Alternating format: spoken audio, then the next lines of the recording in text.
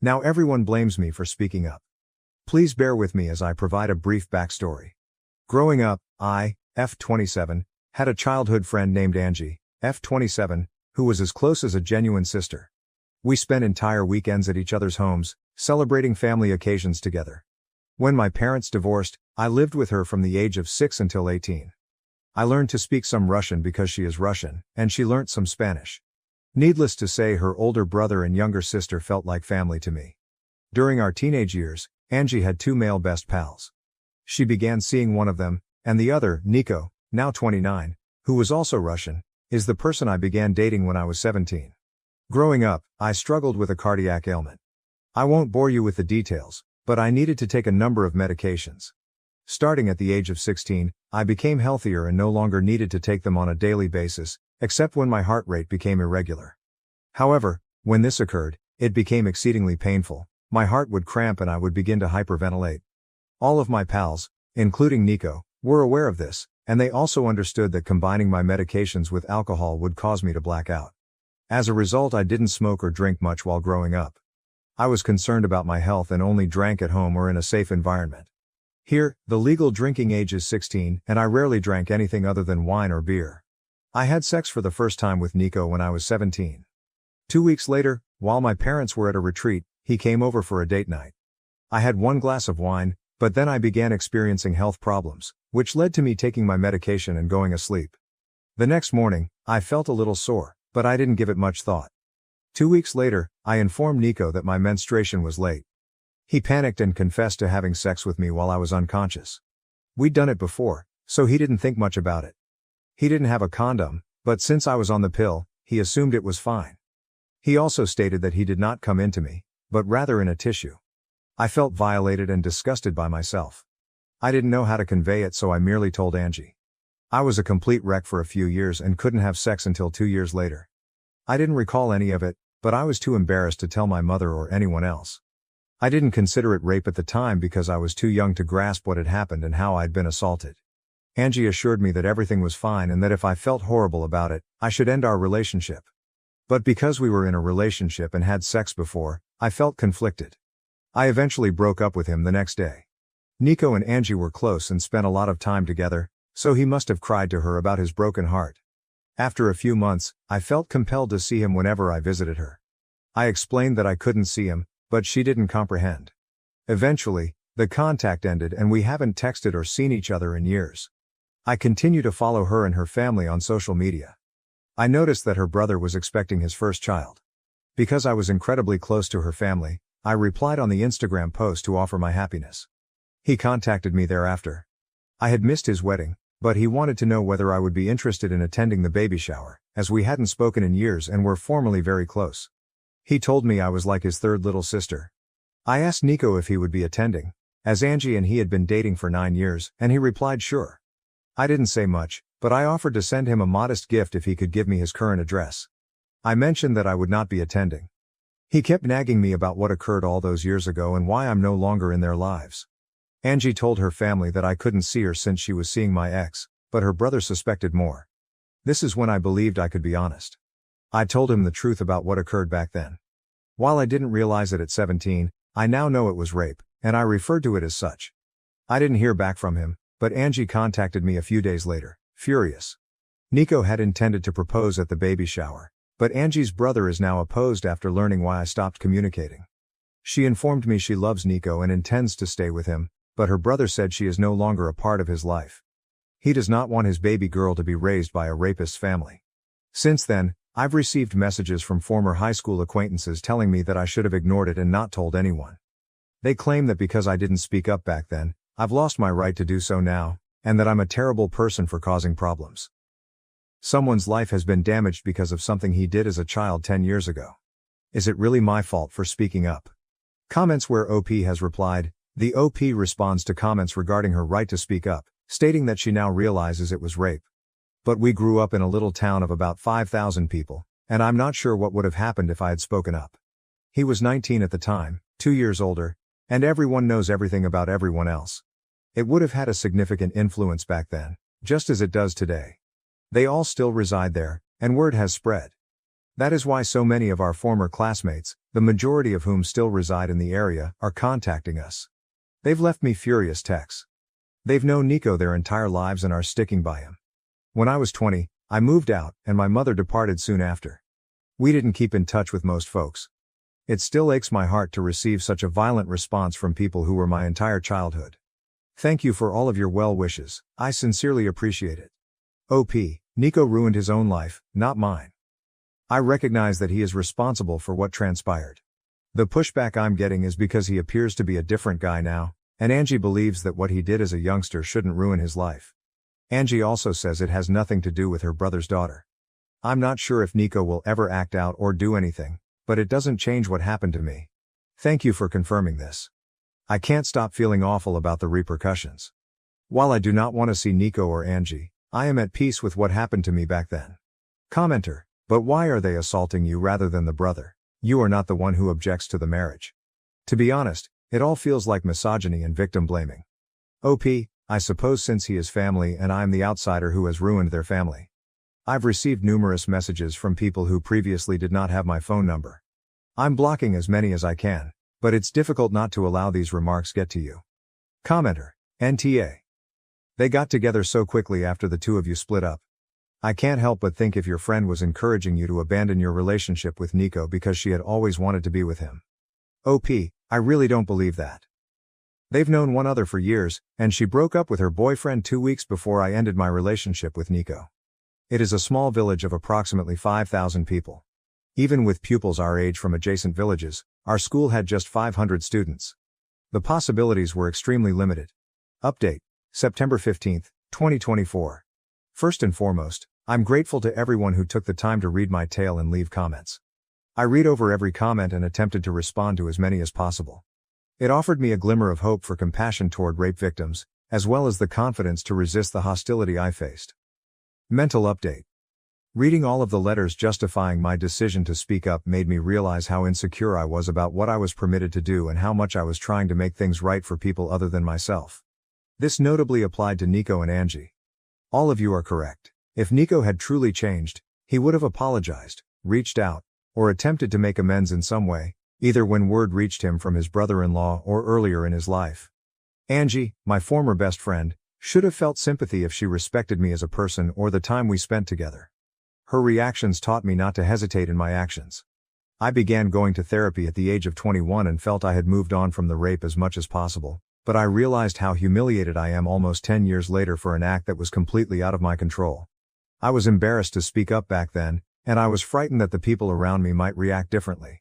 I still felt guilty about speaking up today, so I've been trying to accept what happened to me and not apologize for other people's actions, especially when they don't even respect me. Since then, I preserved all unwanted WhatsApp messages for future reference. Angie's mother contacted me the next day, crying. I shouldn't have answered the phone, but during our 10-year friendship I considered her an aunt, almost a second mother. She used to joke that as her children ran around the house, I would always take the time to drink tea and converse with her, giving her more love and attention than her actual children. While she apologized for what had happened and what I had been through as a youngster, she couldn't believe I would ruin Angie's happiness over something like that. Angie's brother's refusal to accept Nico as a member of the family, and Angie's support for Nico, has divided their family, and she is distraught. She has grown to adore Nico as if he were a family member, and she regards him as nothing more than a nice young guy who she hopes will bring her daughter happiness. It wasn't aggressive or unpleasant language, just a heartbroken mother who claimed to understand my pain while still seeing flaws in me. Angie's mother tried to persuade me to apologize or retract what I said, but I refused since I don't see any blame in myself. Despite everything that has transpired, I feel Nico has not changed and is simply hiding it better. He sees how people are sticking by him and supporting his actions, so he sees no reason to change, which I didn't want to encourage. Angie's mother never used the word rape. I tried to correct her every time she mentioned it, naming it so she could better comprehend, but she only started crying harder. It didn't make sense for us to keep chatting. Angie's mother used to communicate with my mother, and after our chat, she reached out to her. I was terrified my mother would find out because she comes from a very conservative background. We had a long conversation, and while I haven't met her in person yet, she apologized for not being there for me and not making me feel like I could communicate to her. I attempted to calm her down as much as I could, but when she inquired if my current boyfriend knew I was used like that, I became enraged.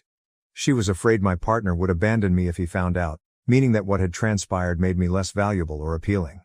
I hung up after she urged me to keep it a secret from our family both abroad and in our country. She was acting just as I had feared she would, as if it were something shameful. It was especially difficult because I am working hard to overcome my feelings of shame. She has now apologized, but it is evident that her attitude toward me has altered. I'm not sure how to handle it yet, but it's something to be concerned about in the coming weeks. As some of you suggested, I wrote Angie's brother, Sven, again to apologize for the mess, but I'm glad it's out in the open. I also told him how proud I was that he was defending his family. I asked if his old email address still worked since I wanted to send him a gift card.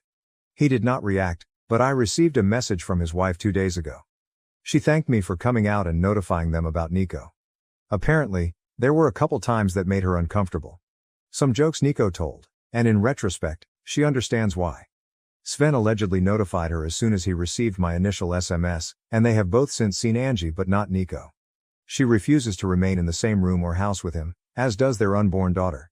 Sven and Angie's mother has visited them several times, pleading with them to forgive Nico, and Sven has given in little. Angie and Nico will marry, and Sven will attend, but not his wife. Nico is welcome in the family, but is not permitted to communicate with Sven's wife or daughter. These restrictions do not apply to Angie.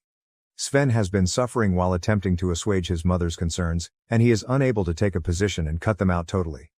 This is the compromise they made without his wife's approval, and she told me she is doing everything she can to cut them out of their lives indefinitely.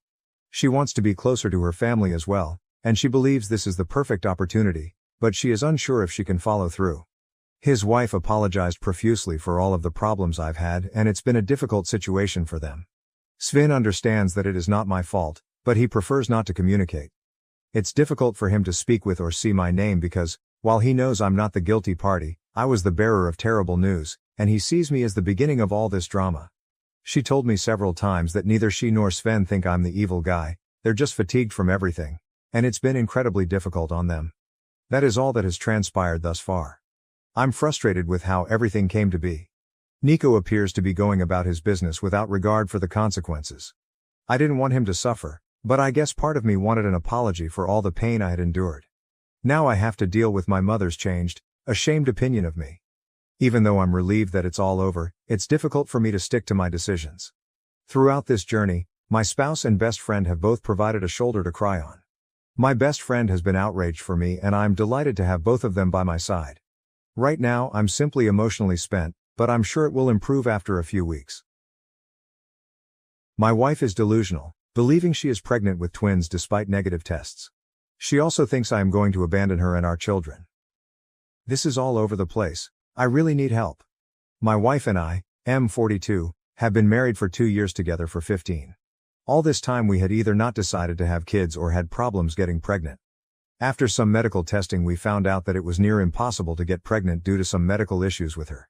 We were thinking of adopting when one day she came home and told me she was expecting. Of course I was super happy. A week later we had an appointment at the gyno and she had some blood drawn. The test came back negative and of course I was devastated, but she wasn't. She claimed that she was pregnant and that the doctor was wrong. We took some more store-bought ones and they all came back negative. My wife is in complete denial. Now she claims we are having twins. She is buying them clothes and decorations and is pressuring me to start with the nursery. I am at a loss and don't know what to do. My inaction is making her believe that I want to leave them and that I am going to doom my wife into the life of a single mom. What the F is even happening? I love her but I don't know what to do. Edit, forgot to add. I have tried talking her into therapy but she accuses me of gaslighting her. Little update, edit. Thank you guys, you really helped me out. Yesterday was a bad day and you helped me get clarity. I've had a chat with our doctor who will now be handling this with us. I would like to thank most of you with useful advice and hopefully I will be able to update good news someday. But a fuck you to those that said I should divorce her because she is crazy, and an extra fuck you to the guy that used this post to push his anti-abortion agenda. Comments deleted. Call the doctor who did the pregnancy tests and leave a message with the emergency number. They will be able to tell you who to contact. She's obviously had some sort of mental break. Just an FYI, at 19 weeks you would have had ultrasound pictures and gender determination and she would have had several OBGYN visits. Is she doing practical things like taking prenatal vitamins and reading books, or is it all delusional and talk? Just wondering how far she is taking this scenario. Oh, OOP, I know. Also, she isn't showing at all. She is thin as always.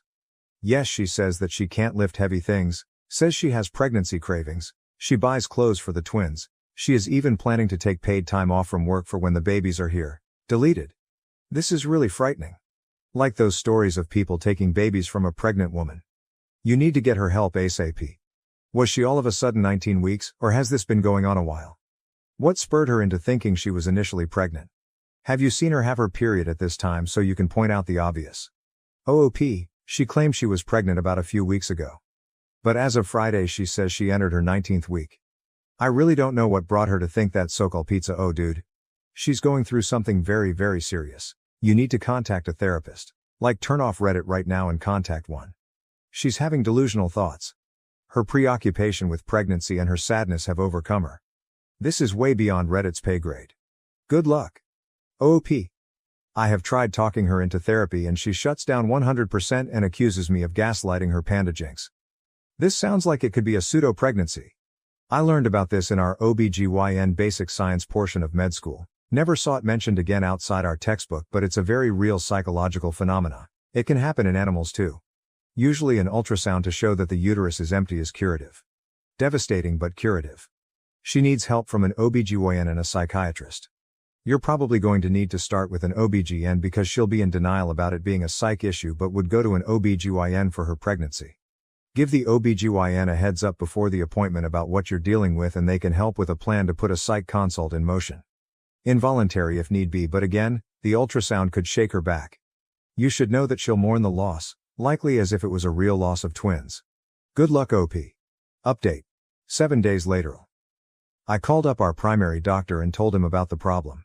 He seemed very concerned and wanted us to come see him the next morning. He said it was important to be gentle but not feed into her delusions. I sat her down and we talked. All she wanted to talk about is when I would get the nursery started and that we were on a time crunch, and how she has found a perfect color for the room, how she wants me to be more involved in her pregnancy. I tried to be very calm, but I was very perturbed by seeing her that way. I asked her to go to the doctor with me tomorrow. She said yes, that she wanted to check on the babies either way. Now I took some advice and words you gave me about being calm and asking a bit why she thinks she is pregnant without calling her delusional. So I did. She kept changing subjects or saying that a mother just feels it. You wouldn't know how it is. Then I said that I loved her really much, that I would never think of leaving her, but we needed to go to the doctor to confirm her gut feeling.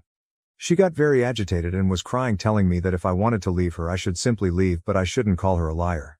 Somehow I managed to calm her down enough for her to go to sleep. After she did, I went on her computer. I never snoop on her. But I remembered a commenter pointing out forums about cryptic pregnancy, and so I went for the look. Oh boy. She was in 2 Facebook groups. One was a normal mommy Facebook group and the other was a group about women that believed they were pregnant. In the normal group she would post updates about her symptoms and pictures of her belly, and her story about how she was almost not able to have children, but that's to the grace of God that kissed her tummy, the gift of life was given to her. And how she was compensated for all this years of suffering with twins. In the other group the women were quite literally, and excuse me here, fucking insane. They were feeding into each other's delusions. A woman said that she was almost 2 years pregnant and how sometimes it just takes longer. My wife would post there complaining about doctors that do not take her seriously and about me. So many women were making her fear that I would leave. Saying things like men cannot stick to a woman. Many recounted their stories about how their marriages broke down because their spouses could not handle the pregnancy. I was really fucking scared. I researched phantom pregnancies and I read somewhere that that could also be a sign of schizophrenia. So to say the least I could not sleep. I was and am still very afraid of losing her. She woke up and I tried to act like nothing was wrong. We were going to the doctor. And it was as if nothing had happened yesterday. She was convinced that we were going to a pregnancy checkup. Things got really bad when we began talking to the doctor. He was really tactful when talking to my wife. He tried to explain to her that it was medically impossible that she was pregnant. We tried to show her tests, the ultrasound we did the day before, but nothing. She got more agitated and began to cry and scream at me for making her look like a crazy person. She began bouncing back and forth and holding her head with both hands. We could not calm her and she went into a full-on panic attack. She could not breathe. The doctor laid her down and tried giving her some medicine for her to relax, but it did not help as he didn't have the necessary tools to treat a panic attack that was that bad. She had to go to the hospital where they took care of her. Did an EKG to exclude that she was suffering a heart attack. At that point I really had no other option than to inquire about involuntary commit. So I could not do it myself. I needed my doctor's statement that she was a danger to herself and others, and he had to initiate the process of an involuntary examination of 72 hours. After that, we will have to submit a written statement to the court to determine whether or not she can stay there against her will. So far I have submitted all her posts in both Facebook groups as well as the test we did with timestamps when possible. My wife is 2 days in the 3 days examination and I have no contact to her. When I last her she was furious with me. She said I was taking away her freedom. I feel horrible, dirty and useless. She is so mad at me. I feel like I'm abandoning her and don't know how she will ever forgive me this. I love her with all my heart. I am afraid of what will happen if the courts decide that I can't commit her. How our life will be affected. I feel like I failed to protect her. At this point I'm just rambling. Sorry for the long post, I guess I just need to vent because I have no one else to really turn to that just wants to listen. I feel judged by everyone and pitied. I just hate it. Sorry for spelling mistakes, edit. I will not fucking leave my wife, you unempathetic dickheads. When I gave my vows I meant through illness and bad times. I am not only on the ride for the good times. If you truly love someone you will do whatever it takes to see them healthy again. Would you leave your spouse if they went through a severe physical illness? I am here to stay. I will not divorce her. She is not a fucking psycho, she is sick. I hope no one of your loved ones ever has to go through this because their support net will consist of cowardly dickheads. Sorry for the rant. But if you want to say something in line divorce that nut, don't even bother. I understand people that make the choice to leave if the situation when it begins to mess with their mental health, and I respect that, but I won't do that. Edit 2, my wife didn't have a heart attack. She was examined because panic attacks register with similar symptoms as heart attacks. I don't exactly know what our doctor gave her as I was so distraught, but I was not a sedative. I think it was something along the lines of Valium or Baldrian. Over-the-counter stuff mostly. She has a family. She is estranged from most of them. Her sister is now at our place to help.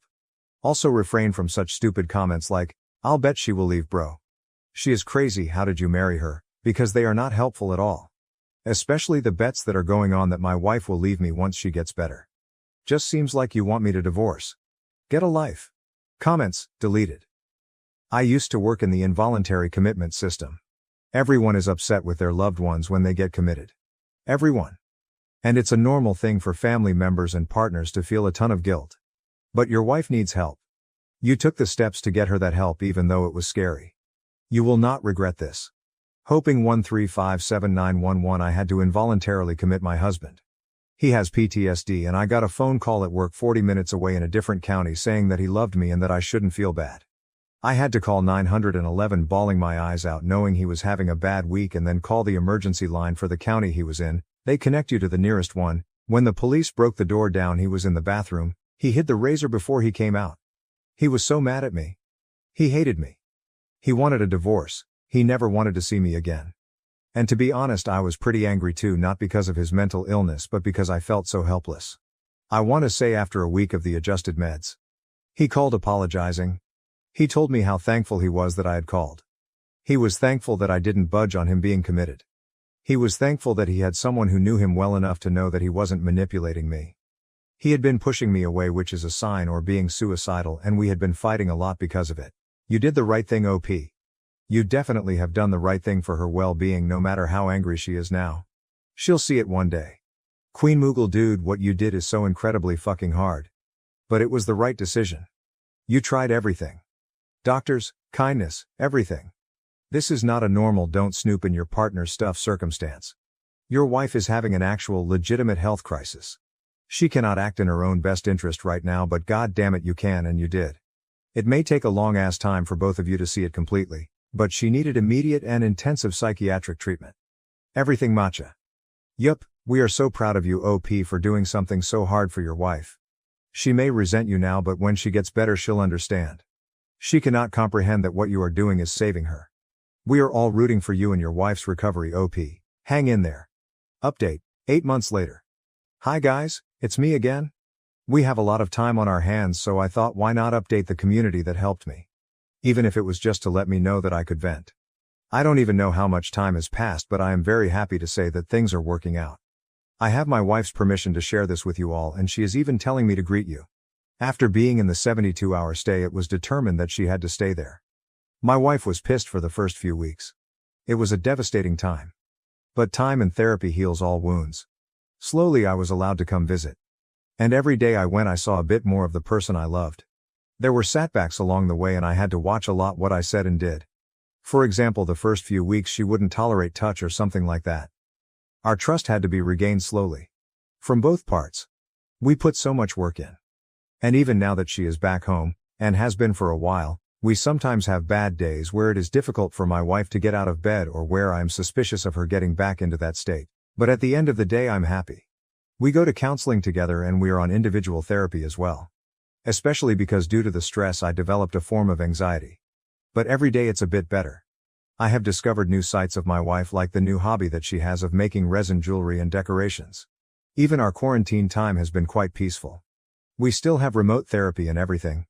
Things are not normal yet. And adoption is not back on the table as of now. We have given yourself at least a year of therapy before we think about parenting and raising a child. One thing is for certain. I am still in love with my wife and I still love her so much. Our relationship might not be better than ever, but it sure as hell is stronger than ever. Also, she has done a lot of self-reflection and of course has thanked me for how I handled things.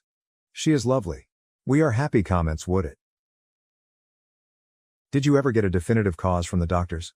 This seems so surreal, I've never heard of it before. OOP, not a definitive cause but the trigger at least.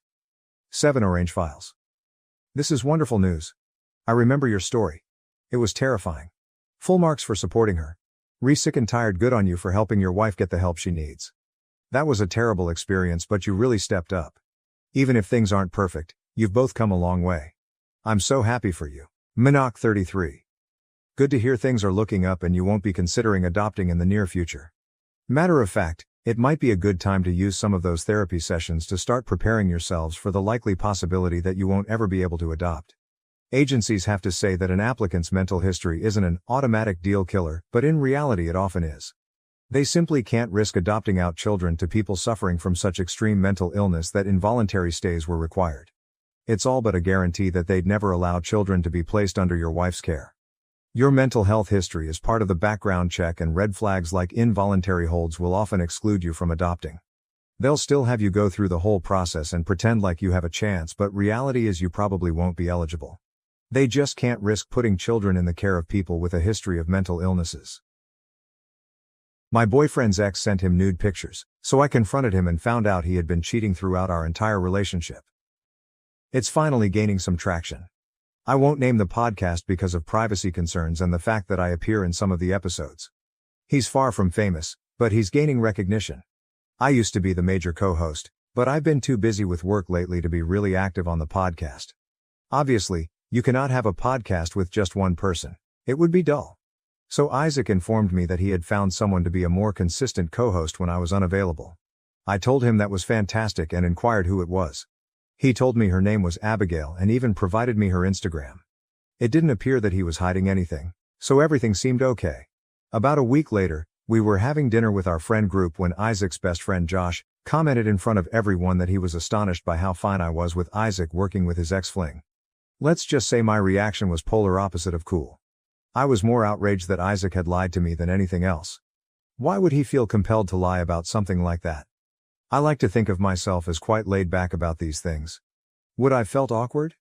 Yes, but the show is taped at the apartment Isaac and I share and I highly doubt he is cheating on me. We're really serious and have even discussed marriage recently. But what about the fact that he was lying? That's the only red flag he's ever showed me and it just feels strange. When we went home, I made him tell me about it. He told me that approximately a year before we met, he had a friends with benefits relationship with Abigail. Apparently, he stopped relations with her because he desired something more serious, with labels, but she refused. Again, not really disturbing, but he lied to me. The way his best friend expressed it, almost in awe, as if the concept was unfathomable, made me believe there was more to the story. I told Isaac that I wasn't comfortable with him working with Abigail. If he felt compelled to lie about working with an ex-fling, it was probably not the best decision. He stated that if I was unable to co-host the show, he required someone to do so on a regular basis. I told him he'd have to find someone else because I wasn't comfortable with the situation. I emphasized that I would have been fine with it if he hadn't lied, but he squandered the opportunity. I even went so far as to imply that if he continued talking to her, I might have to reassess our relationship. He eventually consented, but he has been giving me the silent treatment for the past few days.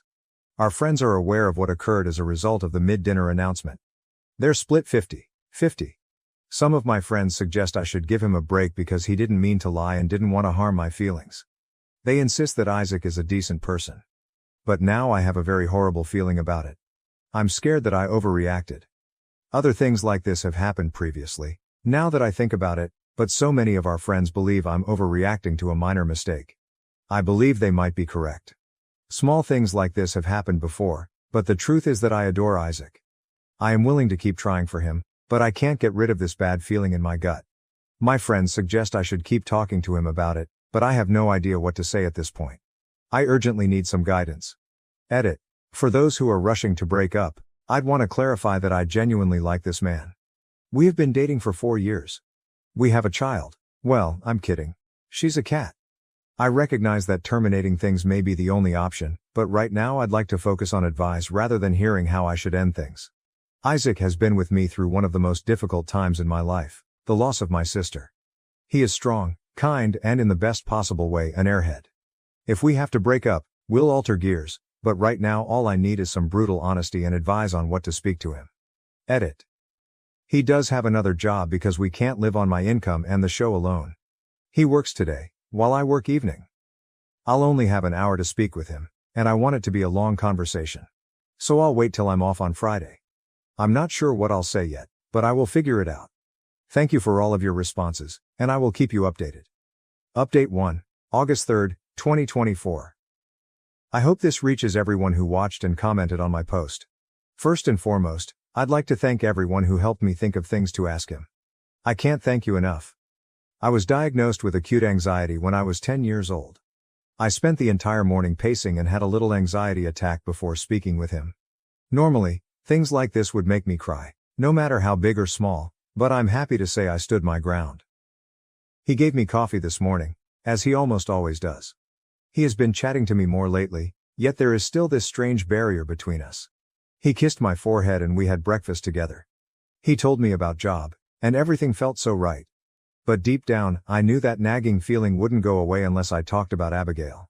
So in the most awkward way possible, I said, "We need to talk." Isaac grimaced and then nodded, shocking me with the words, "We do." 1 point for anxiety.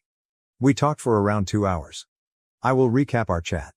The first question I asked was how long they had been in contact. He informed me they met in a psychology class at college and were in the same study group.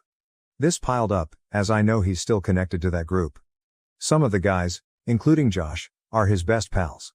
He informed me they maintained in touch via group chat but had not chatted one-on-one until recently. The second question I asked was why he didn't inform me. I teared up as I asked, and he instantly began apologizing excessively. I told him that it hurt to hear it from Josh rather than from him. He explained, "I didn't think it was a big problem.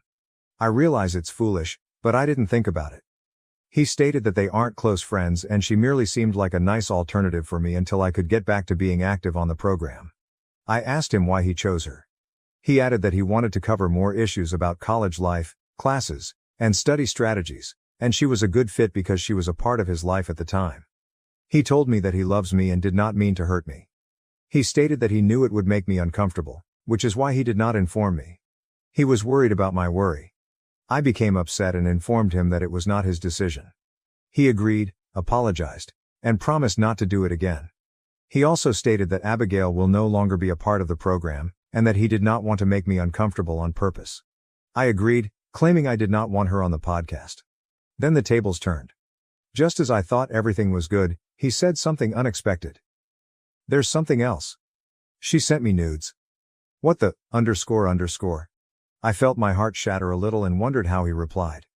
He showed me the texts, which were 2___ days old. He said, "I'm flattered but I have a girlfriend," but did not block her. I requested he stop communicating with her, but he refused, claiming it would make things difficult with his friend circle. I retorted, "I'm your ___ girlfriend, and yeah, this situation is already awkward." I questioned how he'd respond if Josh emailed me nudes. That hit him hard. He admitted to cutting Josh off and expecting me to do the same. He nodded, agreeing to block her. I saw him block and erase her contact. Even after that, I didn't feel satisfied.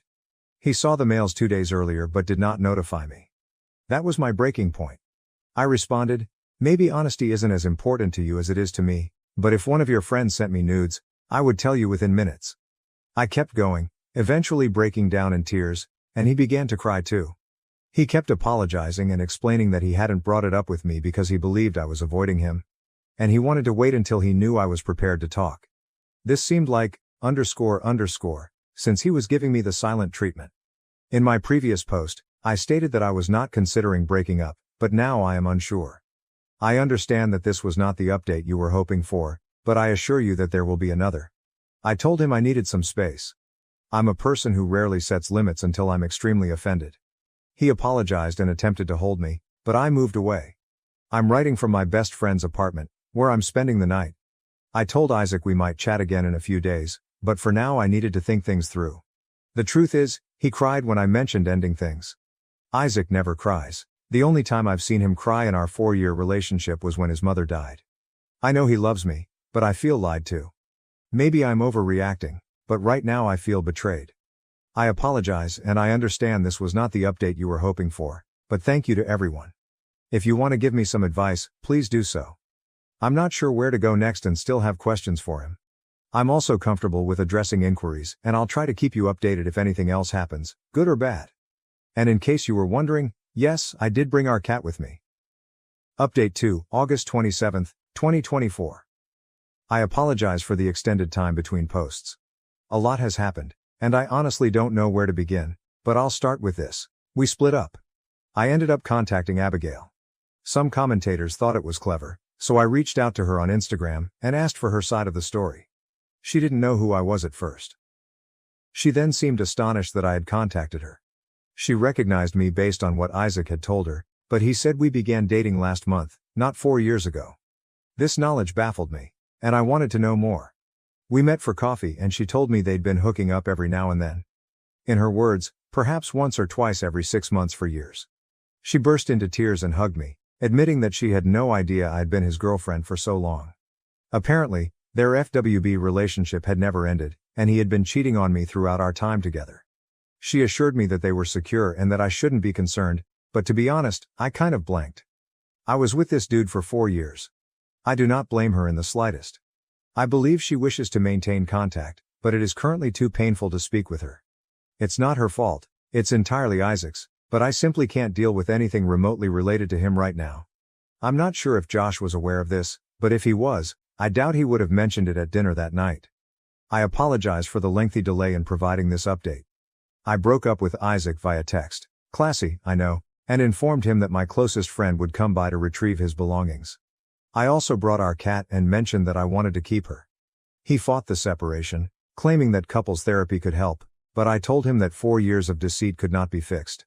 I'm now living with my best friend, and we're having some serious girl time. I'm torn up, but I know this was for the best and staying would have hurt worse. Sorry for the late update and thank you for your advice. Update 3, August 28, 2024. This is the last update. I wasn't going to post this, but I felt it would be a somewhat brighter conclusion for some of you and frankly, for me as well. Josh ended up phoning me yesterday night. I didn't respond at first, fearing that Isaac was attempting to reach me through him. However, after the third call, I did. This guy sounded angry. The first words he spoke were, "My name, I am so, sorry." He didn't give me a chance to say anything before going off on a tangent about Isaac being a jerk and how he couldn't believe he'd been best friends with him for so long. He told me that he paid a surprise visit to my previous apartment, which was not unusual for him, and was perplexed when he realized I no longer lived there. Isaac admitted to cheating on me, which Josh had suspected. You were correct, he made that comment at dinner to warn me. Some things I've realized. Isaac was possessive. He refused to let me hang out with our male friends one-on-one, and he was always hovering next to me. Josh told me that he informed our entire buddy group about Isaac's actions, and while 2 or 3 of them supported Isaac, the rest felt awful for me and cut off communication with Isaac and those 2 guys.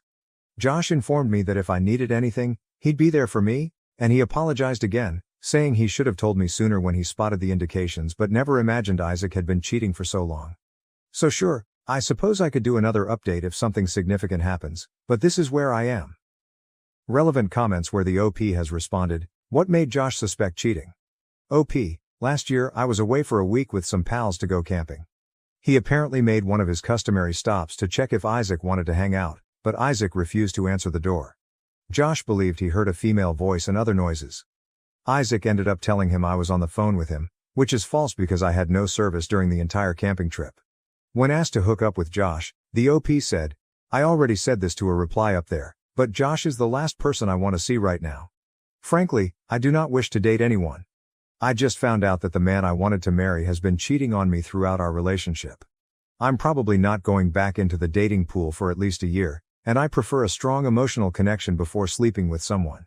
Josh is a fantastic buddy, but it was difficult to hear his voice over the phone because he was so closely attached to Isaac. My cousin married my toxic ex, spread lies about me, trashed me at their wedding, and then tried breaking into my house. So, my cousin Julia, 27F, started dating my ex-boyfriend Louis, 29M 2 years ago. I, 27F, had been with Louis for 3 years. We started dating after he graduated, and I was in my second year of college. We stayed together for 3 years and broke up a couple of weeks after my 20th birthday. It was honestly not a good relationship, and I regret that it was my first relationship as an adult. He and I were perfect on paper, but in reality, things were quite different. He was really insecure and controlling, not letting me do anything by myself. Like going out with friends to bars or even talking to my male friends. He was always keeping tabs on me, and any time I didn't do what he wanted, he would manipulate and gaslight me into thinking I was the problem. I was pretty desperate to keep him around, so I would bend over backward for him, but that was still not enough. He was the one who dumped me, saying things weren't working out, and then proceeded to block me so I couldn't contact him. I tried really hard to get in touch with him, but after the breakup, he was completely gone. Within 2 months, I heard from people that he had already moved on to another girlfriend. That relationship felt like a colossal waste of my time, and I really don't like that guy. We had no contact for a while after the breakup, but when I turned 25, he unblocked me and reached out to wish me a happy birthday. I didn't respond, and I thought it was strange that he was texting me, especially since I had moved on and was with someone else. He kept texting me even though I didn't reply, so I eventually blocked him again, and we didn't speak for months. A few months after my birthday, Julia invited me over and told me she wanted to introduce me to someone. To my shock, it was Louis. Apparently, the reason he had been texting me earlier was that he wanted to make things right with me before he started dating Julia. They had met through work and were quite serious about each other. Julia and I had been really close since childhood, so it came as a big shock to me. She knew how toxic he had been to me, so I was taken aback when I realized they were together. Julia told me she knew I would be uncomfortable, but she wanted me to give him another chance. I wanted to be happy for Julia, but Louis was someone who had caused me a lot of pain, especially since he was my first serious relationship. I had a major grudge against him for how he treated me. Despite trying to be respectful, I told Julia that I couldn't accept her relationship with Louis and didn't think I wanted to be a part of her life anymore. She was really upset and tried talking to me several times after that, but I just couldn't accept it. Of all people, she knew exactly how toxic he had been to me and how traumatized I was because of him, yet she still went ahead with dating him. She kept insisting that he had changed and was a better person now, but I didn't buy it. She was free to have him in her life and be with him. I didn't have a problem with that, but I also had the right to cut him, and by association, her, out of my life.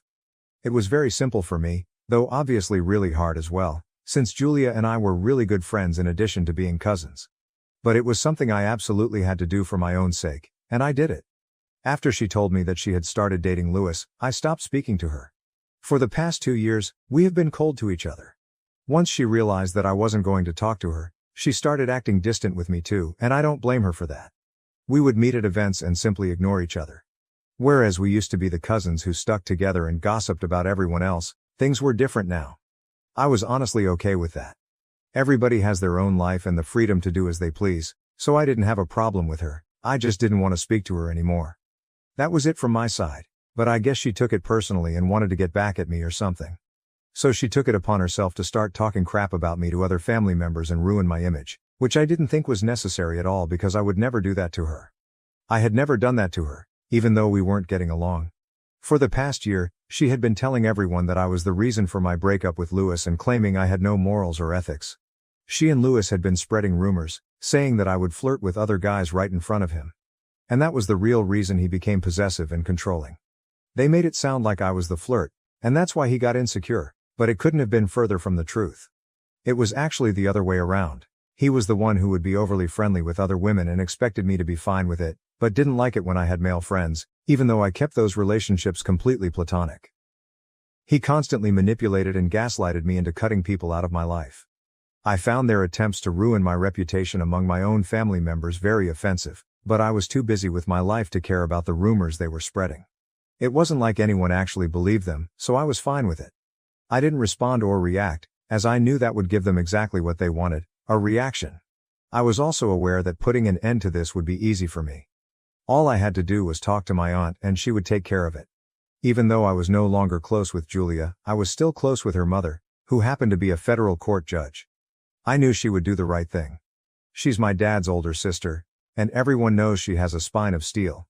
She would never do anything underhanded or wrong, so I'm not sure how Julia turned out the way she did despite being her daughter.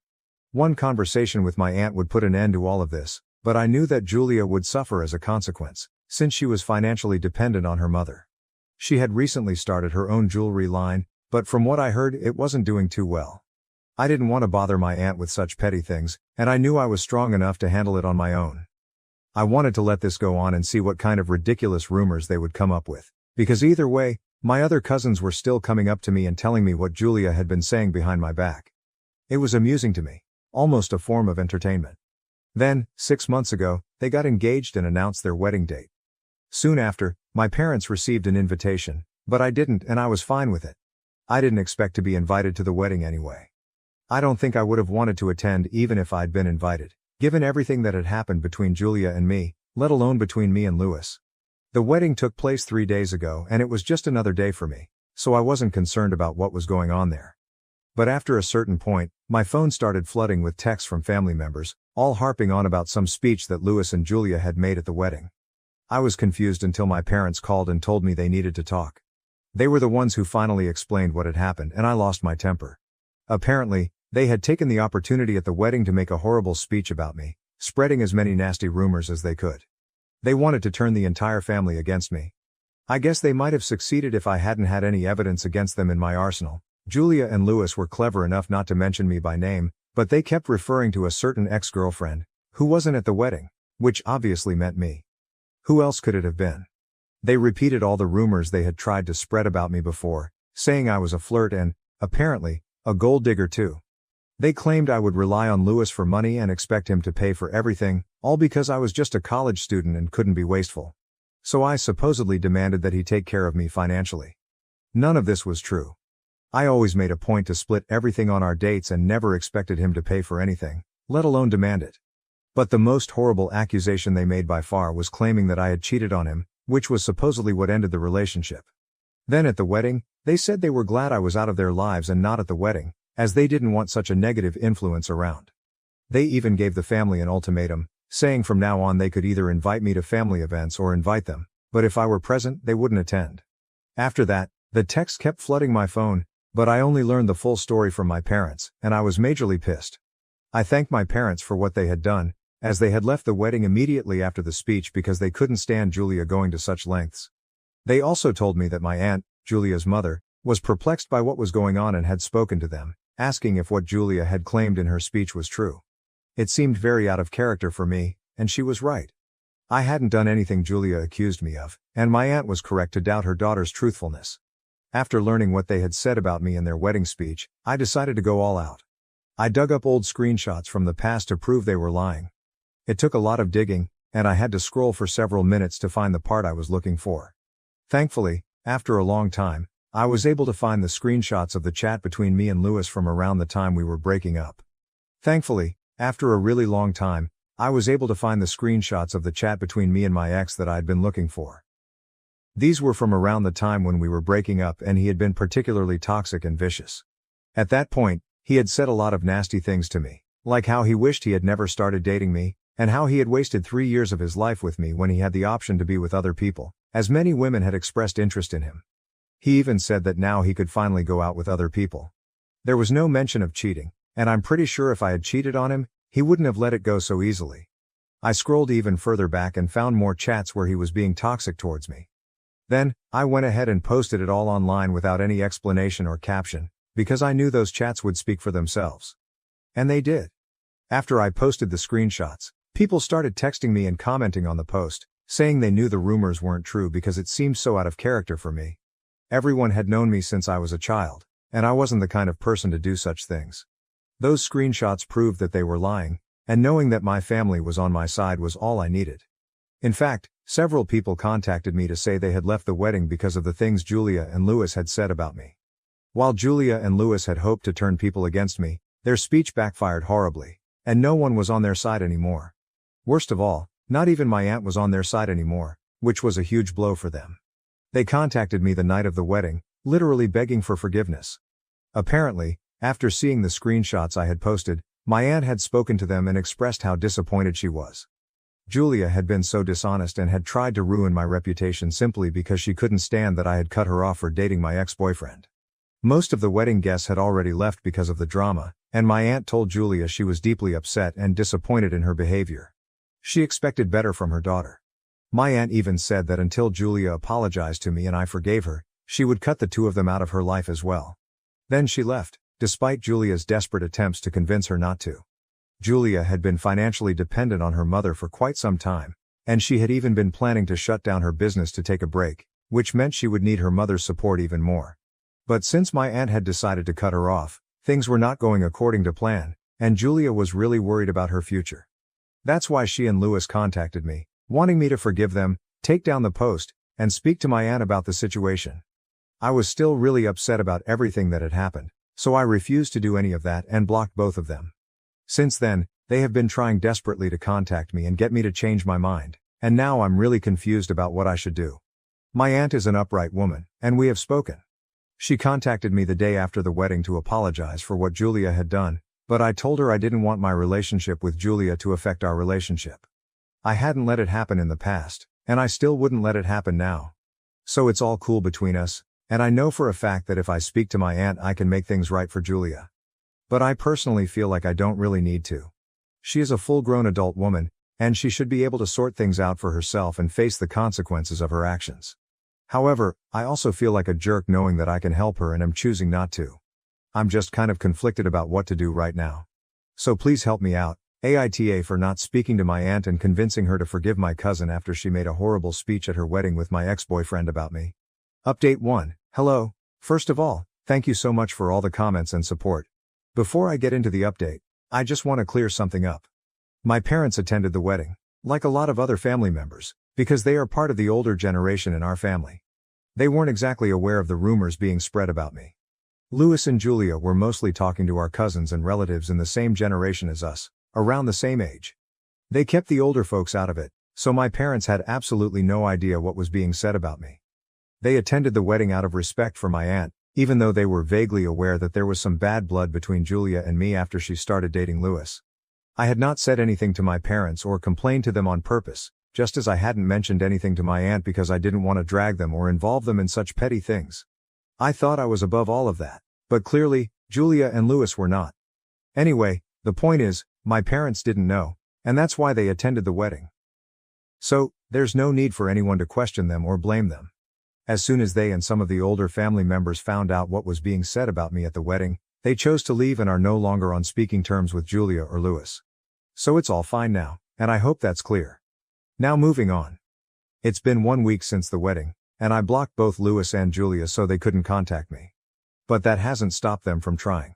They keep making new accounts on social media and sending me emails, even though I keep blocking them. They are desperate, but I've made up my mind that I'm not getting involved or helping them out. I've kept in touch with my aunt and she has made it clear that she will only resume supporting her daughter after I forgive Julia. But honestly, I don't think I need to forgive her. For 1 whole year I kept my mouth shut and allowed them to say whatever they wanted about me because I wasn't taking them seriously. But they took that as a free pass to escalate things, and now they're going to have to face the consequences. There's also another point. I honestly don't feel like Julia deserves her mother's support. She's in her late 20s, and by now she should have a sense of what she wants to do in life. I can't imagine anyone still relying on their parents for money at this point. It's not as if she's not educated or competent. She's just always been too lazy to stick to a job. It was that way in our early 20s when we had just graduated, and I thought she would grow out of it, but it's still the same now. In a way, I think I'm doing her a favor. Not receiving financial support from my aunt might push her to be better at her job or whatever she decides to do. Either way, I've made up my mind that I'm not going to help her out. I've discussed this decision with my parents just to ease the burden of the situation. Either way, I have made up my mind that I'm not going to help her out. I discussed this decision with my parents to let go of some of the guilt I had been feeling, and they said I was perfectly justified in whatever I decided to do. It was my call whether or not I wanted to forgive her, and I didn't have to if I didn't feel she deserved it, just because I was worried about what might happen to her in the future. Besides, Louis still had a decent job and could support the two of them if they really needed to get by without any financial help from my aunt. The bottom line is, I spoke to my parents, some of my friends, and even you guys here, and most people agree that I have no reason to feel guilty. So I feel much better now, to be honest. I've also taken the post down because I don't think it needed to stay up much longer. Everyone in the family already knows what went down, and I didn't want to keep it on my profile, as it would be difficult to explain everything to people who follow me. It was much easier to just take it down. Right now, I'm focusing on myself and trying to let go of all the anger and guilt I'd been feeling over the past few days. I've returned to meditating and am trying to deal with everything in a more zen way. I really hope that Julia and Louis also try to do better with their lives instead of making me the reason they wake up every morning, as they've been doing so far. I think that would be better for all of us. Update 2. Hi. So it's been a month since the wedding, and from what I know, Louis and Julia are back to their usual behavior. My aunt is still not speaking to them because I haven't forgiven them yet, and at this point I don't feel the need to. I know their apology wasn't genuine. They were only apologizing because they wanted money from my aunt. They didn't actually mean it. After a few days of trying to convince me to forgive them and ask my aunt to speak to them, they gave up when I didn't respond. After that, they went back to spreading rumors about me, and this time, they got really creative. Apparently, they've been telling everyone that I was trying to ruin their relationship with my aunt on purpose because I wanted all the inheritance for myself. It's so absurd, I would never do something like that. My parents are well off, and I have a decent job. I'm doing well for myself, and I don't even need to think about inheritance. With the grace of God, I won't need to rely on anyone for money. Maybe they're projecting their own insecurities because they need financial support. Either way, they've been spreading these rumors every time they run into someone from the family in public, which happens pretty often since we all live in the same city. People have been avoiding them like the plague, yet they still find a way to bring me up. I'm genuinely baffled by their obsession with me. I've done nothing for the past month except ignore them, and they can't seem to let go of whatever has happened. Last week I got pretty annoyed and told my aunt about it. She told me that even if they apologized now, she wouldn't get back in touch with Julia. She communicated this to Julia and blocked her again, which only made them more pissed at me. I know because they made another fake email account to send me an angry message, since that's the only way they can contact me now. They told me they were going to make me pay for all of this. Shiver me timbers. I know they're unhinged right now, and while I'm not scared, it's definitely inconvenient. So I wrote back and told them that if they tried anything funny, I would call the cops and not hesitate to send them to jail. I hope that scares them off, and if not, I have a pretty good security system in place. Update 3. 4 days ago, I received an email from Louis and Julia saying I would have to face the consequences of what I had done. I warned them that if they tried anything, I would report them to the police, but that didn't stop them from doing the most idiotic thing imaginable. Last night, they tried to break into my house. Julia has been to my house several times, so she knows I have a very advanced security system. Obviously, I was alerted as soon as they attempted to open my door. I don't even know why they thought my door would be unlocked in the middle of the night at 1 a.m. As soon as the alert went off, I called the police and told them someone was trying to break into my house. I suspected it might be Julia and Louis, but I didn't want to take any chances. The police arrived within 15 minutes, and unfortunately for them, Julia and Louis were dressed like burglars and were caught trying to make a run for it a short distance away from my house. Since they hadn't brought their car, they had cycled all the way to my place. They tried to claim that they knew me personally and weren't trying to steal anything, just wanted to break in to intimidate me a little bit. I don't know why they admitted to that. As if it would make them look better in the eyes of the law. Julia immediately started crying once she was placed in handcuffs, begging me not to press charges. But I had no sympathy left for her. You can't keep screwing up and expect people to forgive you. Louis just stared at me with pure hatred, but that didn't bother me in the slightest. I'm used to it by now. After that, I went back to sleep because I had work in the morning. This morning, I told my aunt and parents about what happened, and they already knew because Julia had used her phone to reach out to my aunt for bail, but my aunt refused to even see her. So now, nobody knows what's going to happen. I'm definitely going to press charges and seek a protective order against them. They're clearly unhinged, and I don't want anything more to do with them. Dad chooses Hawaii with his favorite daughter instead of leading me down the aisle, but he changes his mind one day before the wedding since I did this. So, I, 26F, am getting married this week, with just 5 days to go, and I'm already caught up in so much drama, all thanks to my sister and my dad. For context, my dad has been a single father for the past 10 years since my mother passed away after a long battle with cancer when I was 16. It was incredibly difficult for us, but more so for me, because that's when I realized that nobody was truly in my corner anymore. My sister, Katie, would now have free reign to lord over me. My mother had always treated us both equally, but my dad definitely had a soft spot for my sister. After my mom passed away, Katie could get away with everything, but it wasn't that easy for me. Katie, who is 2 years older than me, is easily 10 times more annoying and entitled than anyone I know. She would literally treat me like her personal servant when we were younger, and every time I protested, my dad would ask me to do what she wanted because, apparently, she was too fragile to do things for herself. That was just an act. I knew it, but my dad believed her. It didn't hurt that she had been a sickly child growing up, but as she matured, she grew out of it. Still, she liked to pretend that she was always recovering from colds or other minor illnesses just to avoid doing her chores. So I ended up doing all the work around the house while she lazed around in her room. It was incredibly annoying, but if I didn't do it, nobody else would, because my dad was always too tired after coming home from work. I didn't want to bother him, so I just took care of things. After I turned 18 and moved out for college, things got better for me because I didn't have to live with her anymore. We didn't have much contact after college, since I didn't like her and we never really got along. She wasn't just lazy, she wasn't a nice person to be around. Katie would constantly take potshots at me, try to rile me up and be generally annoying. So I was pretty glad to be out of the house. I missed my dad for sure, but I wasn't going to sacrifice my sanity to live with my family. I know a lot of people might find it weird that I actually got along with my dad despite his blatant favoritism toward Katie, but we had a nice relationship, until recently. It wasn't like I was a doormat for him. I always protested and stood up for myself when he was being too much, and we had our fair share of fights over the years about his bias toward Katie. But at the end of the day, he was still my father, and we would eventually make up. I met my fiancée Andy in college, and after dating for almost 8 years, we finally decided to get married this year. We're in good places in our respective careers, and it just felt like the right time. I can't say the same for my sister though. Katie has been doing pretty badly lately and has moved back in with my dad. After she graduated, she lived by herself for a couple of years, but last year she quit her job to join a friend in a jewelry business. Unfortunately, it didn't exactly go well. They had done absolutely no research, weren't adequately prepared, and just jumped into it without thinking much. Naturally, it was doomed from the beginning.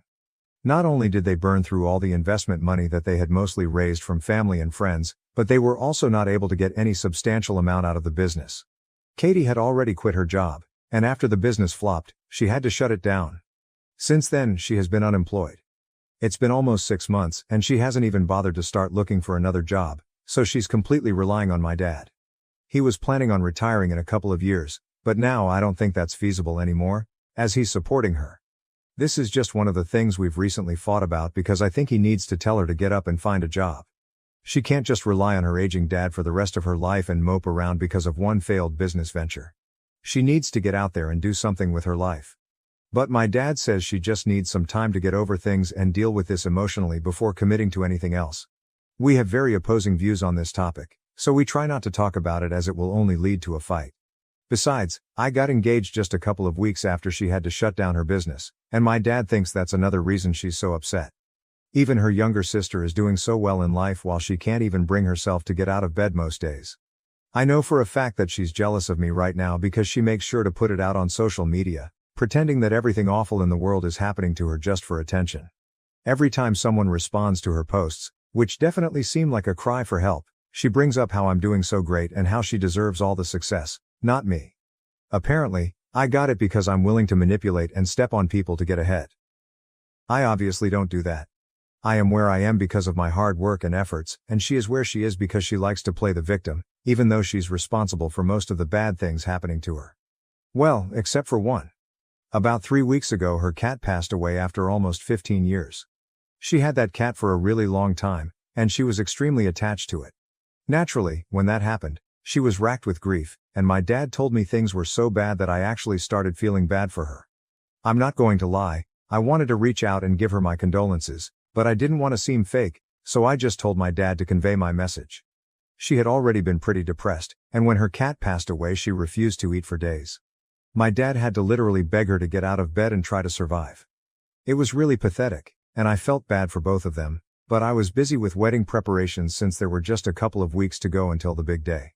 So I decided not to involve myself too much in what was going on. I kept in touch with my dad and comforted him whenever he was upset about Katie's behavior, but that was all I could do. I didn't think this would lead to any trouble for me, but a few days ago my dad contacted me to tell me that he wouldn't be able to walk me down the aisle on my wedding day. I had obviously assumed that he would be the one to do that, but when I called him to formally ask the day before, he told me he needed time to think about it, which was suspicious. The next day, he called to decline, and when I asked why, since I was obviously perplexed, his reason blew my mind. He told me that Katie had cremated her cat a few weeks ago and now wanted to go to Hawaii to scatter his ashes on the beach. A couple of years back, she and a bunch of her friends had gone on a road trip to Hawaii, and she had taken her cat with her. Apparently, she had many good memories of that place, and it was special to her. The day of my wedding was exactly 1 month after her cat had passed away, so she wanted to scatter the ashes on my wedding day. Not only did my dad decline to walk me down the aisle, but he also told me he wouldn't be able to attend my wedding at all. He said he was really sorry and wanted to make it up to me later, but he had to go with Katie since this was the first time in weeks she had expressed wanting to do something or leave the house. She specifically requested that my dad accompany her because she wanted someone to be there for emotional support. I was extremely pissed off when he told me this, but I tried to stay calm. I suggested maybe a friend could go with her, or she could do it at least a day after my wedding so that he could attend. I wanted at least one parent to be present at my wedding. But my dad said she was firm about her plans and that he had made the same suggestions himself because he also wanted to attend my wedding. However, when he proposed alternatives, Katie got really upset and accused him of not caring about her feelings. According to her, on my wedding day, I would have loads of people around me who cared about me, but she only had my father. She believed she should be the priority because she was going through a really difficult phase in her life. When my dad said that he agreed with her and that she should be the priority given her situation, I completely lost it. I told him that Katie had always been his priority, so I wasn't surprised that he was ditching me on my wedding day just to be with her. I didn't give him a chance to say anything else and hung up, blocking him everywhere. I was really upset, and when I told Andy about it, he understood where I was coming from. I cried for 2 days, but then I decided to get back at my father and do something I knew would piss him off. Since I knew my sister was playing mind games with me, I figured the best thing to do was to play a little game of my own. Instead of wallowing in sadness, I decided to ask my uncle to walk me down the aisle. My uncle is my dad's twin brother, and they absolutely loathe each other. I've known that since I was a kid and have witnessed firsthand how nasty they can get when they're around each other. Whenever they met at family events, they would constantly try to one-up each other, making things awkward for everyone else. My grandparents tried hard to get them to stop, but they just hated each other too much. Eventually, they grew distant, and after my mom passed away, my dad stopped attending any event where he knew my uncle would be present. Personally, I didn't have anything against my uncle. I could sympathize with him because I knew what it was like to have a sibling you hated, but we weren't particularly close either. Still, after that conversation with my dad, I was so pissed off that I went out of my way to contact my uncle and ask him to walk me down the aisle. He was surprised when I asked and said he didn't know what to say because we weren't close enough for that. But when I told him this was to make my dad upset, he didn't need any more convincing. He was on board as soon as he realized it would piss my dad off. My uncle actually started laughing when I asked if he wanted to be part of it. Even though they're both in their 50s, he told me he would never pass up an opportunity to embarrass his brother. Amen to that. We agreed to make a post about it, which would definitely get back to my father. That evening, I posted about how grateful I was that my uncle had agreed to walk me down the aisle. Within hours, I received a phone call from my father.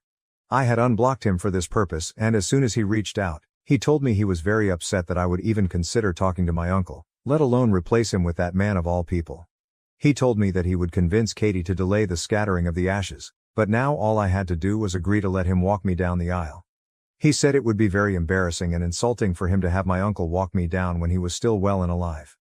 I told him that he had his chance, but he blew it by choosing Katie over me, and now I was giving him a taste of his own medicine.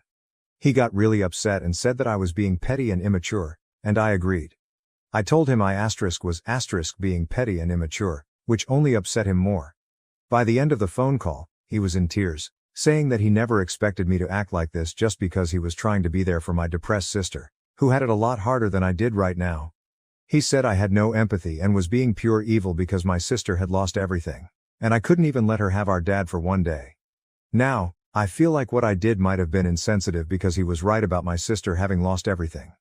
So I need you guys to tell me if I need to apologize to my dad or not. Am I the asshole for asking my uncle to walk me down the aisle after my dad declined because my sister wanted him to accompany her to Hawaii on my wedding day?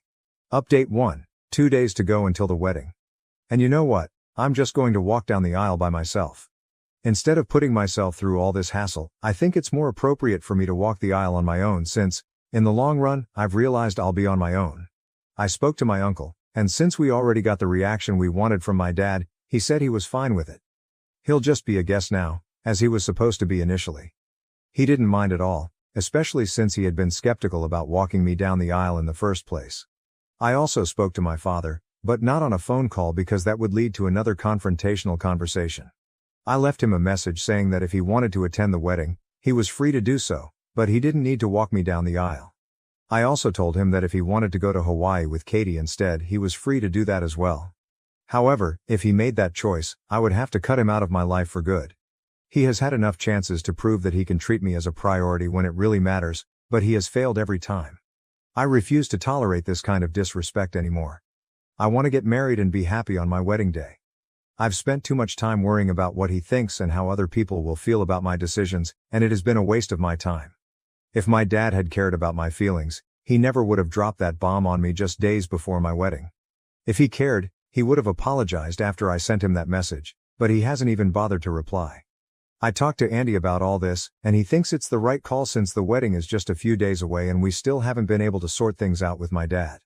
At this point, I don't think I have any other option.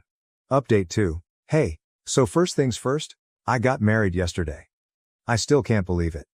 I'm actually married now, and along with the engagement ring on my finger, I also have a wedding band. It's surreal, and I'm so happy right now. I hate to have to think about my dad and my sister, but I owe you guys an update, especially since I kind of ranted and left in the last one. Unfortunately, or maybe fortunately, my father did not attend the wedding. From what I know, he chose to go to Hawaii with my sister to scatter her cat's ashes instead, which, apparently, is a normal thing to choose over your other daughter's wedding. I don't even want to get into that. Some people have criticized me for not taking my sister's depression seriously. Look, I feel bad for her, and I stand by the fact that depression is a terrible thing. I wouldn't wish it on my worst enemy, which ironically happens to be Katie. But I don't believe her actions were driven by depression. It was her crippling need to be the center of attention that made her choose to scatter her cat's ashes in Hawaii on the day of my wedding. She could have waited a couple of days or even done it earlier, but she just had to do it on my wedding day. I refuse to believe that this is just her being depressed and acting out of it. Either way, depression is an explanation, but it's not an excuse. So yeah, I'm not making fun of her, but I also refuse to let her off easy just because she's struggling. And coming to my dad, that's just another story altogether. I don't even know what to say about him, except that he has let me down for the last time, and this time, I'm not going to forgive him. It's going to be difficult going through life without any parents in my corner, but let's be real, he has never been in my corner anyway. For him, life has always been about Katie, and I can see that crystal clear now. I was a fool to believe that things could ever change. He chose not to attend my wedding, and he was very clever about it. He didn't let me know until after the ceremony. Until then I was still confused as to whether he would attend or not, since I had left him a message earlier, but he didn't reply. I kept checking my phone, but after I had walked down the aisle and everything was done, I realized he wouldn't be showing up. It was then that he chose to text me, saying that he was in Hawaii with Katie and had decided to attend the scattering of the ashes because Katie needed him more than I did. She was more emotionally dependent on him, and he said he was sorry, but he hoped I would understand. I might have found that message meaningful if he hadn't also said that my petty and immature behavior with my uncle had put him off, and he thought it was best for us to stay apart for a while. That was another reason he wasn't attending. I'm not going to deny that it was petty, but honestly, the only reason I did that was because I had always felt ignored after my mom passed away. I'm not going to pretend that what I did wasn't immature, but what else could I have done? I just wanted to do something to piss him off, to see if he actually cared. Maybe he did, but clearly, it wasn't enough to show up for me. That message really annoyed me, especially on the day of my wedding when I just wanted to be happy. So I blocked him and moved on with my day. He had already chosen not to come to the wedding, so sending that message just to tell me he wasn't attending was pretty redundant. People at the wedding did ask why my father and sister weren't there. I chose to be completely honest and told them the real reason. I figured it reflected poorly on them, not me, so I had no reason to hide anything. Most people were speechless, and others found it quite hilarious, but in a sad way. Now the entire family knows my dad skipped my wedding to go to Hawaii with Katie to scatter her cat's ashes. He couldn't even spare one single day for me, and that is his biggest failure as a father, I think. But I still had a great time, and nothing can change that. My wedding day will always be the best day of my life so far. I get to spend the rest of my life with the man I love the most, and I've decided he will be my only family from now on. Update 3. Hey, so it's been a week since my wedding. It still feels great to say that. Anyway, Andy and I are supposed to go on our honeymoon in a couple of days, but of course, my dad and Katie just can't stand to see me happy. They decided this was the perfect time to confront me about what I had told people at the wedding about why they weren't there. 3 days ago, Katie texted me. I hadn't blocked her. I had just blocked my father. But after reading her text, I felt like blocking her as well because it was just so annoying that she felt entitled to confront me. But after reading her text, I felt like blocking her as well. Because it was just so annoying that she felt like she had the moral high ground here. Just for the record, the only reason I haven't blocked her yet is because, in case something happens to my father, I want to be able to know about it. Despite our differences, I'm sure that she would still inform me in case of an accident, illness, or whatever. Anyway, that's literally the only reason why I've still given her access to me. I know that most people would advise me to go no contact, but I don't think it's possible for me. Just because my dad has been a terrible father to me doesn't necessarily mean I have to be a terrible daughter to him. This might not make sense to a lot of people, but these are my morals, and I'm going to stick to them. So I would appreciate it if people didn't comment on this. Now, coming to the message she sent me, she said, "Hey, we just came back from Hawaii, and we have already been contacted by many of our relatives. They think that we were wrong for choosing the day of your wedding to scatter my cat's ashes. I'm not surprised that you chose to tell everybody this story and portray us in a negative way, but I'm just disappointed that you are still picking on me, even though you know I'm going through a very difficult time in my life. I really wish that you hadn't talked crap about me and Dad because we are family, and you of all people should understand that it's very difficult to lose a loved one. I really hope that you would have had more compassion for me, but anyway, that is obviously not the case. Dad has also noticed that you have blocked him, and he's very upset about that. So I think you should undo that. Honestly, all I have to say is that you need to be a little more thoughtful towards us. You can't just go through life thinking about nobody apart from yourself and expect people to be okay with that. I hope you understand what I'm getting at and apologize. Even if you don't, I'm not going to be surprised because if you're still choosing to hate on me at this time, there's very little that I can expect from you. The tone of the message itself pissed me off really badly, and the content, well, I don't even want to say anything about it because I might end up cursing her out. It was so pretentious and holier than thou that I honestly wanted to block her. But after thinking about it for a while, I decided to craft my own reply and sent it back to her. Hey Katie, I did tell our relatives why you and Dad weren't present at the wedding, and I decided to be honest about it because I'm not a liar. By deciding not to show up for my wedding, you pretty much put yourself in that position. And I think it's very unfair to expect me to cover up for you people, especially given the current circumstances, since both of you have been nothing but unkind to me. You guys couldn't even think about me on my wedding day and try to put me first just for one day, so I really don't think I have anything to apologize for. If Dad is upset about the fact that I blocked him, he probably should have thought things through earlier instead of regretting it now. I've already made up my mind, and I don't want any contact with either of you. So I would really appreciate it if you didn't contact me after this, unless it's an emergency. Then you can text or call me, but unless there's any urgent situation, I really wish that you wouldn't contact me at all since I have no interest in speaking to either you or Dad. Both of you have hurt me a lot in the past few years, and I agree with what Dad said. It would be for the best if we spent some time apart for now. I'm a married woman now, and I want to spend the next couple of years trying to enjoy my life with my husband. Right now, he is the only family that I have. I wish you both all the very best in your life. Goodbye. After showing it to Andy, I sent the message and she just replied a couple of minutes ago. She said she would respect my wishes and added that my dad is still very upset about my decision not to speak to them. But I can't help that. They brought this onto themselves. I know Katie is happy that she won't have to speak to me, and if my dad really is that upset, well, too bad. Like I said, this is his own fault. Anyway, I'm just going to try and enjoy my honeymoon now. We've been planning this for a really long time, and I deserve to have some fun now.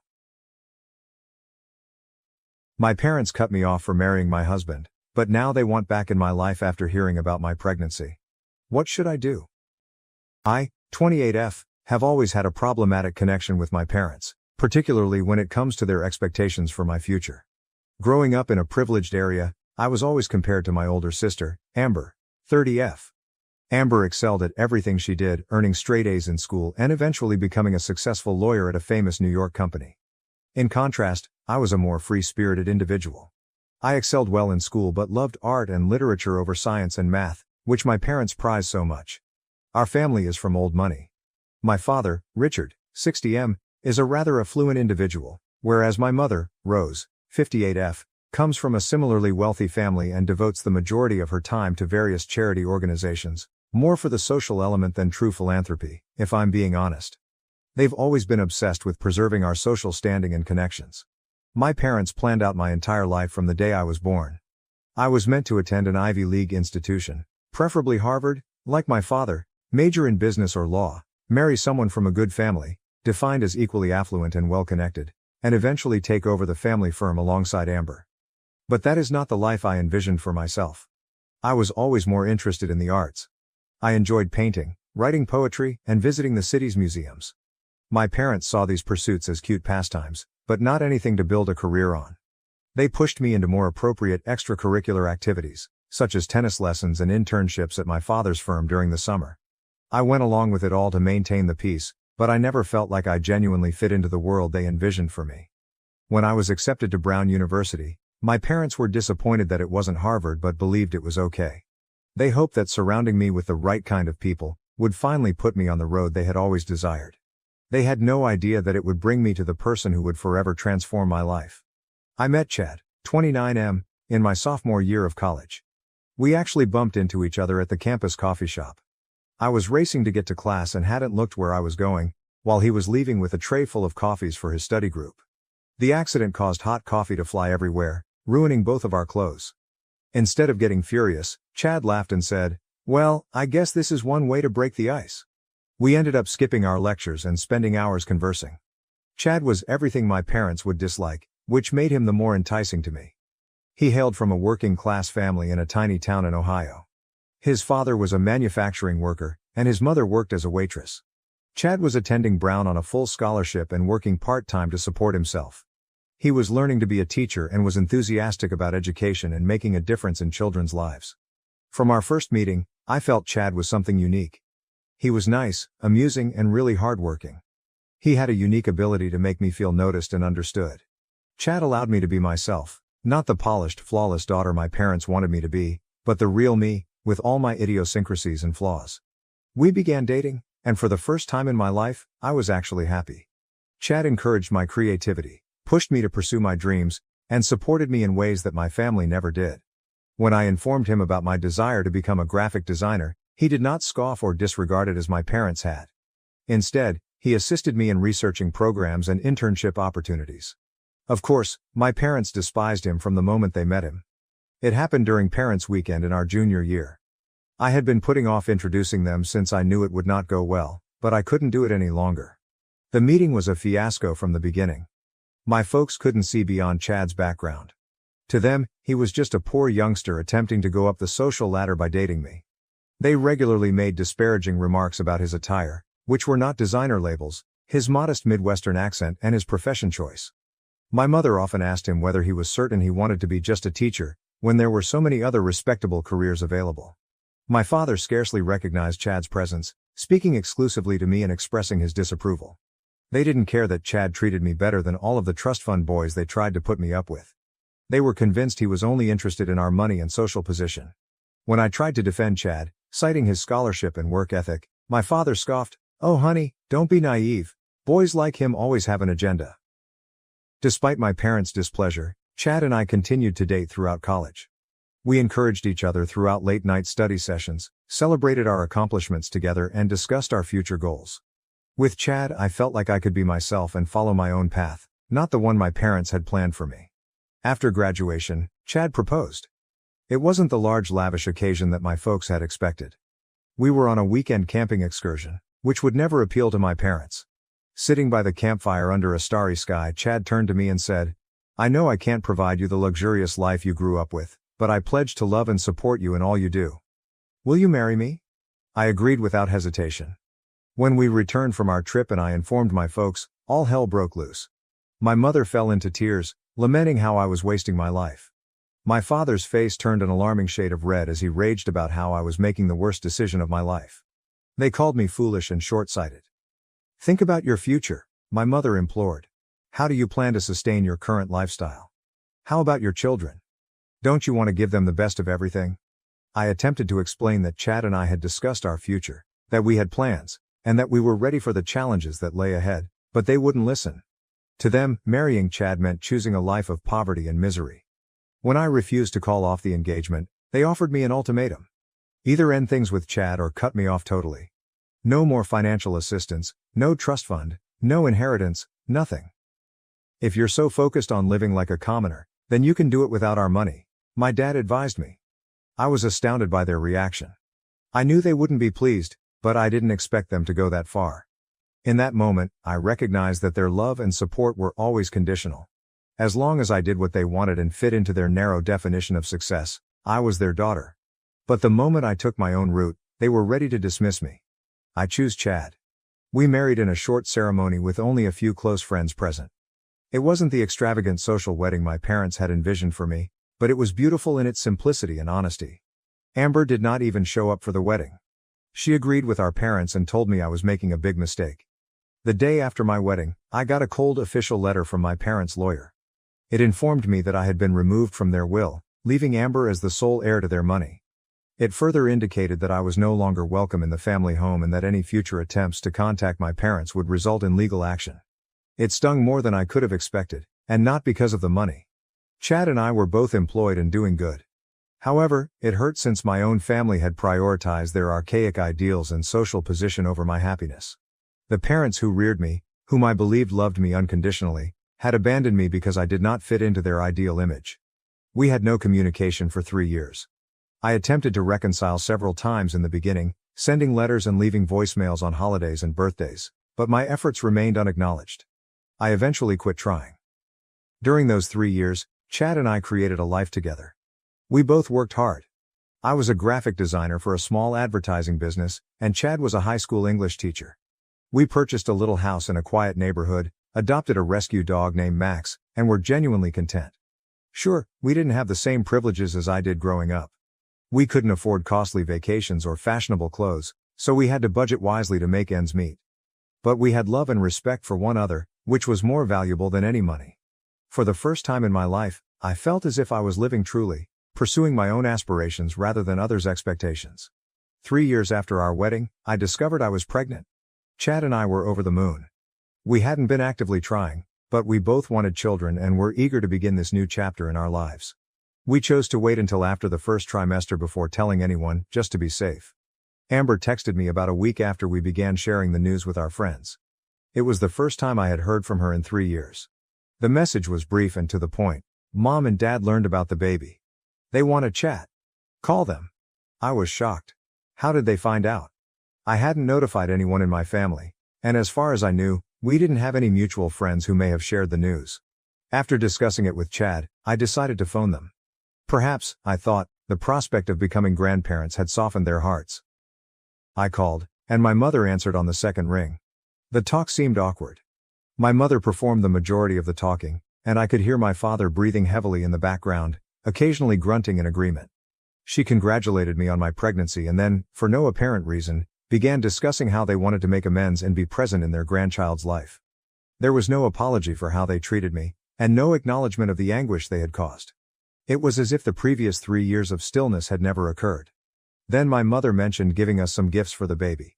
Before I could respond, she rattled off a list of items they wanted to purchase, including a high-end stroller, a custom-made cot, expensive baby outfits, and even a new family car.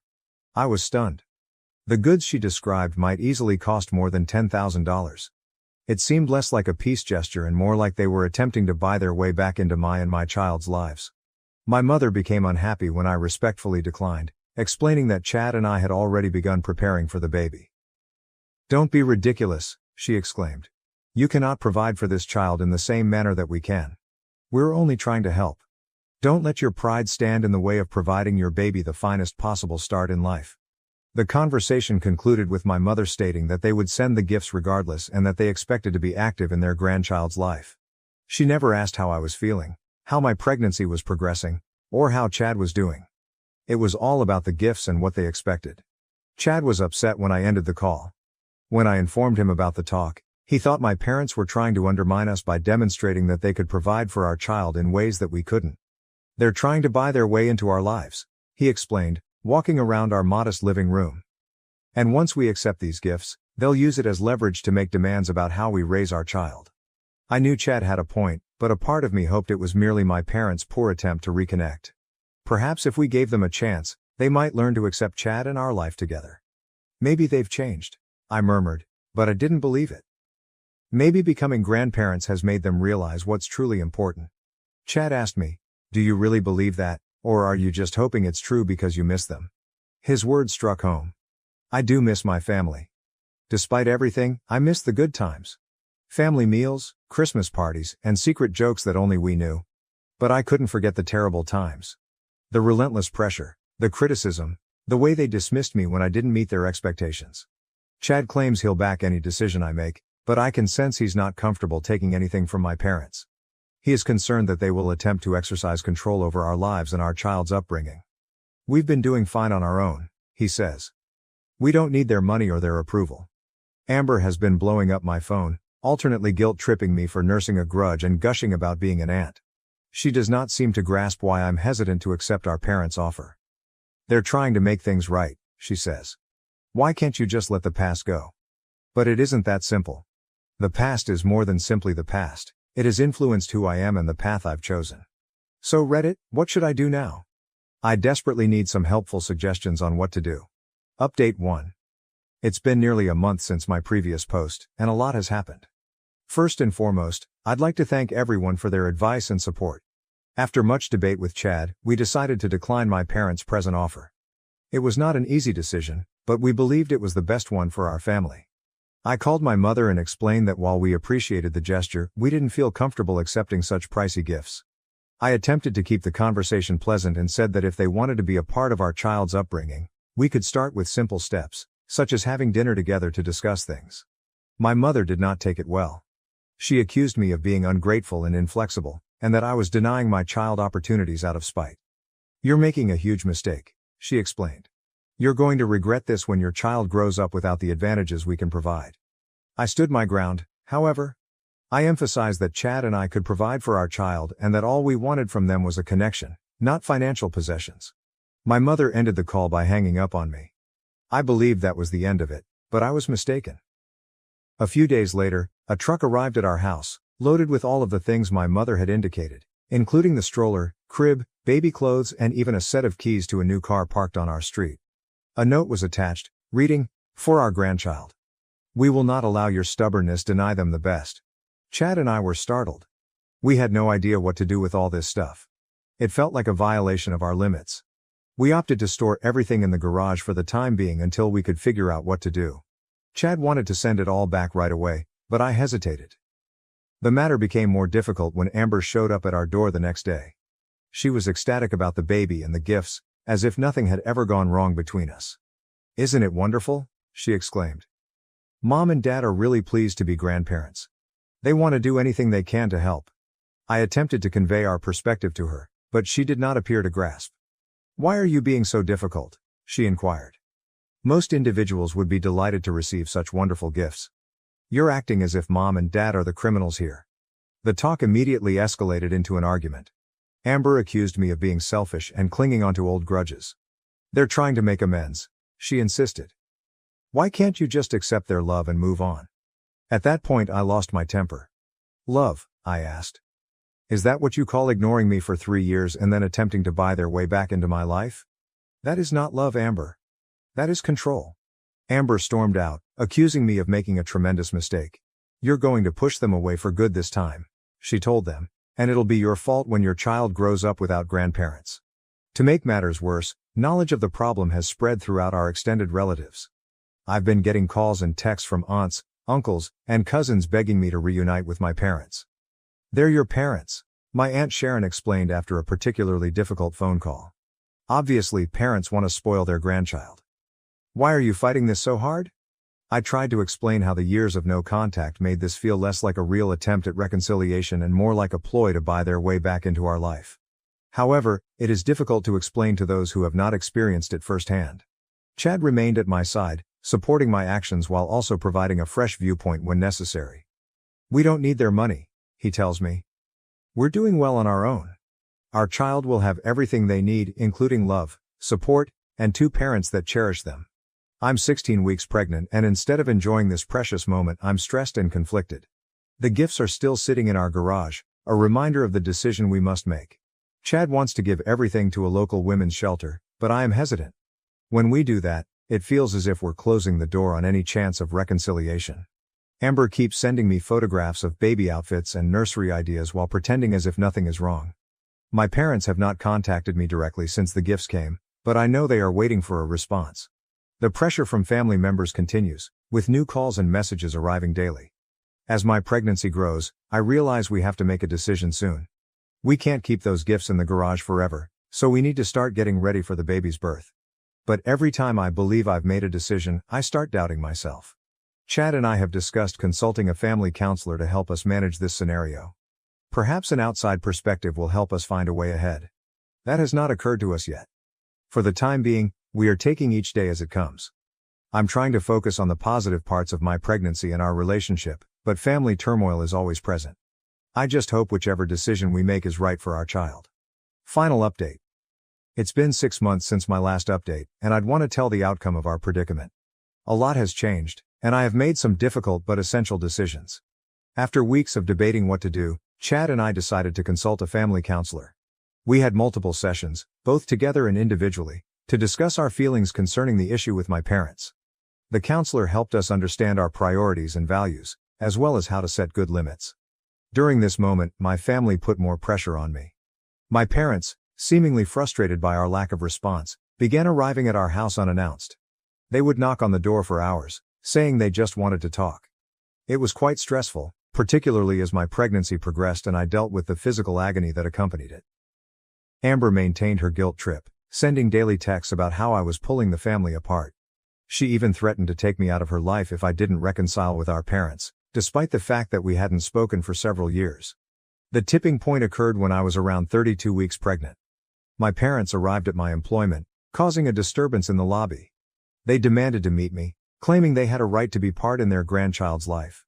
My coworkers were uneasy, and my manager had to beg them to leave or he'd contact the police. That experience reminded me that my parents had not changed at all. They were still attempting to control my life, disregarding my boundaries and preferences. It wasn't about love or reconciliation. It was about achieving what they wanted, no matter the cost. After consulting with Chad and our counselor, we made the difficult decision to maintain no contact with my parents and Amber. We issued an official cease and desist letter through a lawyer, warning that any further attempts to contact us would constitute harassment. We donated all of the baby gifts to a nearby women's shelter, as Chad had advised months before. It was hard to let go of them, yet it felt right. We did not want our child's life to begin with strings attached. The day after we submitted the letter, I blocked my parents and Amber on all platforms. It was one of the most difficult things I'd ever done, but also the most liberating. The continual worry and anxiety I'd been experiencing began to subside almost immediately. Our daughter Susan was born 2 months ago. The birth was tough, and there were times when I wished I had my mother around, but Chad was fantastic throughout the entire process, and we made it through together. These first few weeks of fatherhood have been tough but extremely gratifying. Susan is perfect, and seeing Chad with her makes me fall in love all over again. We may not have all of the luxury gifts my parents wanted for us, but we do have love, which is more than enough. Looking at Susan, I am more certain than ever that we made the correct decision. I want her to grow up in a family full of love and respect, rather than continual judgment and attempts at control. I want her to understand that her worth is not based on money or prestige, but on who she is as a person.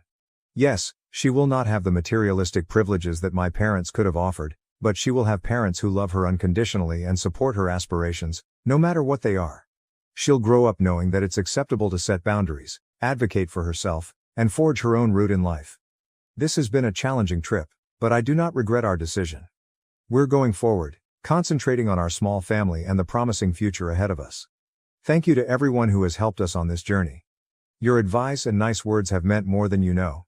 Here's to new beginnings and choosing happiness, even when it's the more difficult way. 6 months postpartum, my fiancé admits he loves me less. How should I navigate life as a single mom after ending a 6-year relationship? As the title says, I'm 27F, 6 months postpartum with my beautiful son, my first and only. I've been with my fiancé, 26M, for 6 years, and I'm shattered. When I was pregnant, I started to notice my fiancé withdrawing from me emotionally and physically. For my birthday, 1 week before our son was born, he got me a Starbucks gift card, $25. That was the gift. For Mother's Day, he handed me a dead bouquet of flowers he left in the garage overnight without water, and a card that should have been made out to his own mother, not the mother of his child. We've had a dead bedroom since my pregnancy. I've communicated to him many times that I'd like for us to work on that. Of course, parents of newborns sometimes go through a roommate phase. I would communicate with him that I'm ready to get back to it. To no avail, he continues to lay in bed watching TikToks while I get our son down for bed, and that's that. Last night, I finally pushed for more direct communication around this feeling. Why is he no longer interested in intimacy? After he skirted around some excuses, he finally tells me, I think you love me more than I love you. He explained that there are levels to love and that maybe we just are on different levels. I asked, has it always been that way? To which he replies, I guess I just love you less now. To say I'm shattered is kind of an understatement. If we're being honest, I saw it coming. I could feel it. I've spent my pregnancy and the last 6 months being the sole provider, especially financially, for our child. I juggle our baby while working from home. I do it all while my fiancé is out of town for work most of the time. He says infidelity isn't a part of this, but who knows? Our relationship was never like this before our son. Even though it's not necessarily my fault, I feel like I already failed as a mother and wonder what my son will think as he gets older. My fiancé stated he's hopeful we work through this, but I said I'm sorry. I can't just make you love me more. What's been said can't be unsaid, you know? 6 months postpartum, and I'm about to be a single mom at 27. TLDR. Fiancé, 26M, fell out of love with me, 27F, now that we're parents. Relevant comments. Commenter. Why do you think you failed your son? You are an amazing mom who is engaged to a deadbeat father and a shitty partner. OOP. I think the heaviness is that I picked the wrong partner, now seeing how things played out. I never would have been engaged or had a child if I had known how he'd change with becoming a parent. Commenter. Pregnancy was planned? OOP. Unexpected. But he was all for it when we found out. Commenter. I feel like I already failed as a mother. The only way you would have failed as a mother in this case is if you didn't try to address the problem with the child's father. You aren't responsible for what other people do or say. You're only responsible for what you do, I say. Here's some questions you could ask him. How does he plan to work this out? I mean, I'm not even in your situation and I could name a few things off the top of my head. Spending more alone time together, have somebody babysit, by going on dates, be more involved in listening to you talk about life besides mother talk to a therapist, etc. If he did want to work things out, then how come he made no action/effort and remained passive until you brought it up? I mean, I can't say I want to be a professional sports player, and then expect any good results while not practicing. OOP. Hey, thanks for your reply. I do make an effort to plan a date night here and there. Thankfully, my mom gladly watches our son so we can do. But, it's not really quality time. He's always on his phone, taking calls for work, and his dad, whom he works with. I think he was fine with complacency. He lives with me rent-free. I'm financially supporting our son mostly by myself. I never expected this to be the dynamic, he just doesn't step up. He owns his own business but puts all the dollar back into it. Always complains about being broke, etc. He's basically getting a free ride, so I imagine he wouldn't want to bring it up. LOL. Commenter. Why are you letting him live rent-free?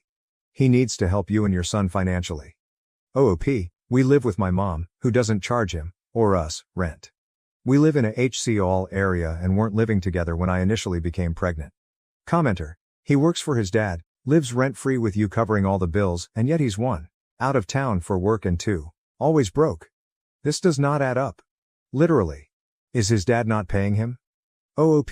So he owns the company and his dad works with him. They blow dollar on equipment for the biz, hotels for travel, etc. They blow dollar before it even hits their account honestly. Commenter, if your partner works out of town, then why are you the sole provider financially for your child? Does he do any hands-on parenting at all? Spend any time with the baby? Loving you less is a quite vague position. I could hypothesize a number of reasons why he may feel an emotional shift. Some people find that the arrival of a child causes them to view their partner as a mother and not an object of sexual desire. If he wants to work through it, couples counseling could assist. OOP, he supposedly puts all and any profit back into the business, but I know for a fact profits are low because he and his dad blow the money on equipment, etc. He's not that hands-on. I have to basically ask him to babysit so I can take a bath or shower. He just props our son in a baby chair and sits on his phone. It's pathetic. I'm not sure couples counseling would be good for me. I'm pretty checked out mentally and emotionally now that he told me he loves me less. If I'm honest, I don't think it can be repaired. Update. First, I want to thank everyone who commented on my original post. I mostly posted to vent and I'm really glad I did. Now for the update, I decided to rip the band-aid off and end things. Engagement has ended. Relationship is ended. All of it. After dinner, our son was taking a nap and I asked my fiancé, 26M, when he planned on moving out. Long story short, I had him pack a bag and stay elsewhere tonight. He will start packing his belongings tomorrow. I realize that I can't do this. I can't forgive being told he loves me less. That's not the example, or standard, I want to set for my child as he grows. Love isn't something you need to beg for, work for, or pretend. To make it worse, I asked my fiancé, 26M, if he felt this way when he got engaged last August, to which he said, yes, I've just been lying to myself. This man had a baby with me and knew, possibly beforehand, that his heart wasn't in it, but didn't have the guts to tell me. So here we are. 6 years down the drain. I'm not sure if the reality of a child hit him. If infidelity is involved on his part, or if he lost attraction to me in the process of being pregnant, could be all of the above, but I'll never know. And that's okay. I'm the primary provider for our son, and that won't change. Our son, 6 months, will remain living with me full-time, and my fiancé is welcome to visit. We will work out an agreement to ensure he fulfills his financial obligation to our child, and I'm not afraid to pursue the legal road if needed. I'm 6 months postpartum, this is my first. And wow, it's been hard, but now I'm officially doing it solo, and with the help of my mom. I'm doing the damn thing and I'm going to do my best. Wish me luck. Thank you, to everyone for the words of encouragement. My sister slept with my fiancé, and I have no regrets about how I exposed their betrayal and moved on. Original post, Reddit. August 27, 2024. I'm a 30-year-old woman here. I have a sister who's just a year older than me. We've always had such a good relationship, so finding out about this one hurt. She might as well have just stabbed me in my heart. On top of that, I've been with my fiancé since high school and we've always been with each other through thick and thin. We were going to get married in a few months. I have no idea why on earth they did this to me. What's even worse was that our mom knew, and out of fear of getting involved, my sister apparently begged her not to say a word. She didn't tell me anything. Thankfully, my dad wasn't having it and he spilled the beans to me. I've never been so angry in my life. Not only did I kick my fiancé out and throw out his stuff, some of it in the trash, but I decided to hurt my sister in another way. Why not do the same for my fiancé? Simple, she's my sister. We've always had a good relationship until she decided to ruin it months before my big day, which I allowed her to be a bridesmaid in. You don't do that to anyone, let alone your sister. Your blood. My sister's big on gardening. So when she lost her dog, she made a garden for him. I knocked on her door, she didn't know that I knew, and of course I played nice. I moved on to what she did with my fiancé and I slightly damaged her garden. I honestly just crushed a couple flowers. Am I sorry? No. Her excuse sent me over the edge. It just happened isn't a reason.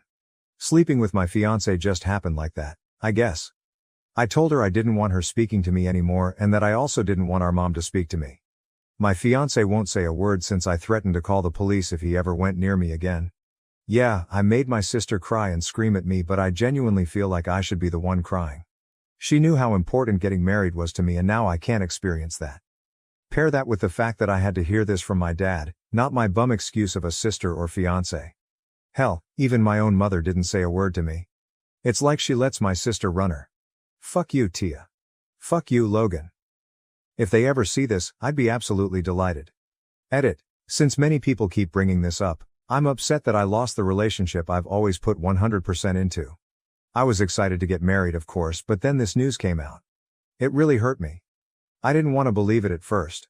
I almost thought my dad was pulling my leg. Later turned out to be true. I swear I have trust issues now.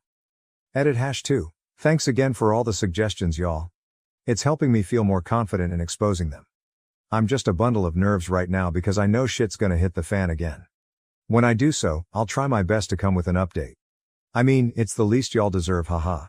Last edit. When I say I decided to hurt her, it's because I kinda ruined something so meaningful to her. I feel like for most people, besides on here, that would be a bit far. That's just how I feel though. I understand it's not what you guys wanted, lol. Clearly worked a bit though since she thought I was so damn psychotic for that. Like I said, I don't feel sorry about hurting her that way. Edited for the 1000th time because people still can't fucking read even when words are bolded. Forgive my terrible mood, I definitely plan on exposing them sometime today. Relevant comments. Commenter. Expose them to everyone and ruin them. OOP. I've actually debated on doing this after I got done dealing with my sister, but if anything, I can unblock her just to show her what other people in the world think about her trashy ass. Haha. Seriously though, I still can't believe she did me like this. Commenter. Expose them. They will try and spin it differently and make you look like the bad guy. Tell all his family, your extended family and mutual friends. Tell them that you have cut all contact with them and you wish not to be around them ever again. OOP. So far, his sister was the only one who reached out to me about this. She was in hysterics. Asking me WTF happened. She fully supports me in this. Unsure about the rest of the family, but as of now, the only person I can even trust is my father. Probably her too. Commenter. This is horrible. When did this happen? I can't believe your mother. OP. I actually found out over the previous weekend. Under another comment, I wrote how my dad explained it to me. Supposedly my sister decided to tell my mom. She obviously asked her to keep her lips closed about it. My mom apparently told my dad over the weekend, not right away, and then he told me. The thing is, I have no idea when the hell they even had sex. That wasn't made known to me or my parents, it seems. My sister would have kept this secret for God knows how long until she finally decided to come clean to my mother. For all we know, they could have done it months ago. Maybe even several times. My fiancé denied even sleeping with her more than once, but I'm finding it hard to believe him. A small part of me keeps trying to justify my mom's actions, but I can't seem to understand. She clearly didn't care. OOP on everyone knowing about the wedding being cancelled via social media. OOP. Haha, I did make a post apologizing for cancelling the wedding, but I've turned off notifications because I kept getting a flood of messages asking what happened. So far, only his sister and my cousin know. I couldn't bear to even say anything else to other people. At the time, I felt so sick. These comments are giving me ideas though, and they're very tempting. Update 1, August 28, 2024. Editor's note. OOP made a typo on her update post title. Edit. I found out my sister slept with my fiancé. I'm so tired. I'm sorry, lol. Hey everyone, seems like my other post has been deleted. Thanks again for the comments and support. I found out quite a bit. To start off, I did expose her and my ex on my story. I unblocked them both to tag them. Shout out to one of the commenters who wrote down what I should say. I saved it and wrote it but added some other words of my own. My ex actually blocked me after he saw my story. I sent my Reddit post to my sister after. At the time, she didn't see, but I got a call from my ex's mom. She was furious about everything, but she asked me how I was holding up and if I've heard the news. My heart sank a little because I honestly couldn't bear to hear any more bad news. I asked her what she was talking about. She said, "So you haven't?" I said no and asked her to tell me. My sister's pregnant. Apparently, Logan told her in an attempt to make her chill out on my sister. I didn't want to hear any more, so I told her I needed to hang up the phone. Thankfully, she accepted because I literally burst into tears 2 seconds later.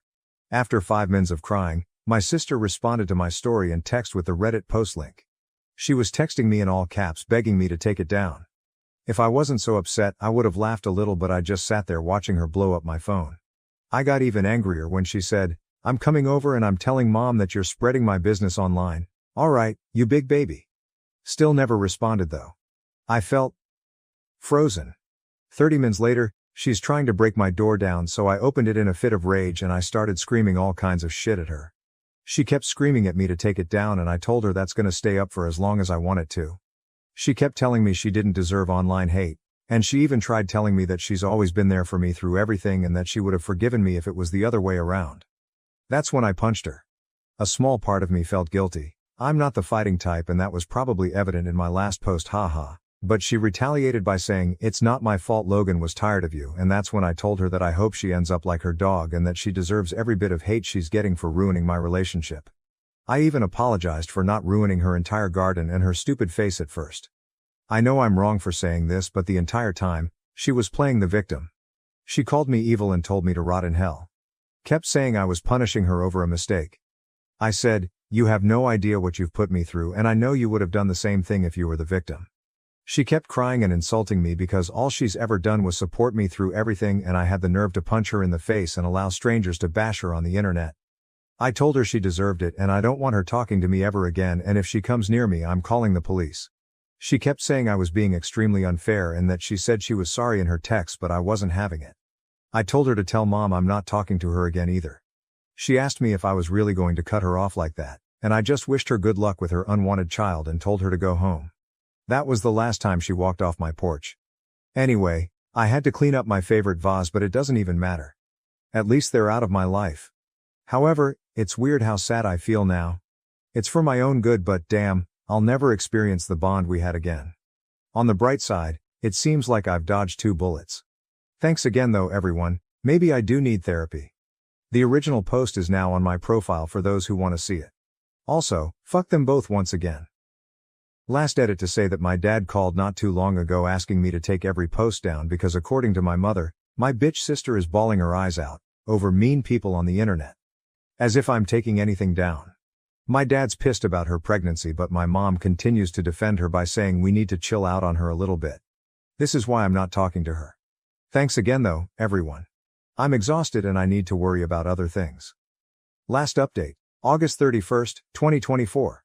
I've officially decided to go LC with my dad today. Surprisingly, he wasn't that upset about it. However, he's still on the team take down the posts, and that's why I made my decision. My mom wants nothing to do with me because if I wasn't going to respect the family, there's no point in trying to get to you. Wow, it's almost like that's what I wanted. My cousin and my ex's sister have been supporting me. Apparently, my sister has had meltdown after meltdown because more people are slowly finding out about the affair not only in person but on the internet. She actually got into it with my cousin online, and according to my cousin, my sister keeps asking her to tell me to take down the post because she's sorry, and she felt pressured into doing what she did. Last I even heard about my ex was from his sister. She told me that they did speak, and although he's not ready for a child, he doesn't feel comfortable leaving my pregnant sister on her own. He also wants me to stop what I'm doing, but oh well, they're made for each other. Anyway, I've surprisingly been feeling a bit better thanks to my cousin and my new sister. As I like to call my ex's sister now, haha.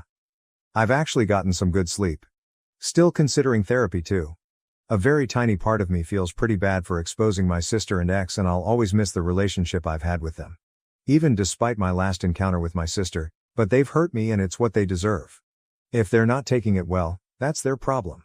Thanks everyone once again. Relevant comments, OOP on how other people are reacting to the affair. OOP. Speaking of her friends, I actually have no idea what they think about this, but I can assume they found out, of course. My sister is not taking this well, so I'm assuming they're pestering her with questions too. I have said this, my cousin has said this, and my ex's sister has also said this. That she can't be upset for the truth being exposed. She doesn't see past her delusion. She's clearly more worried about her reputation than my feelings. I really don't know her anymore. I gifted my stepdaughter a house, but she uninvited me from her wedding. Now I'm taking back everything I gave. I, 62M, am dealing with a challenging situation with my stepdaughter. I have been married to her mother, Sarah, for 15 years. My first wife, Emily, died of cancer when I was 45.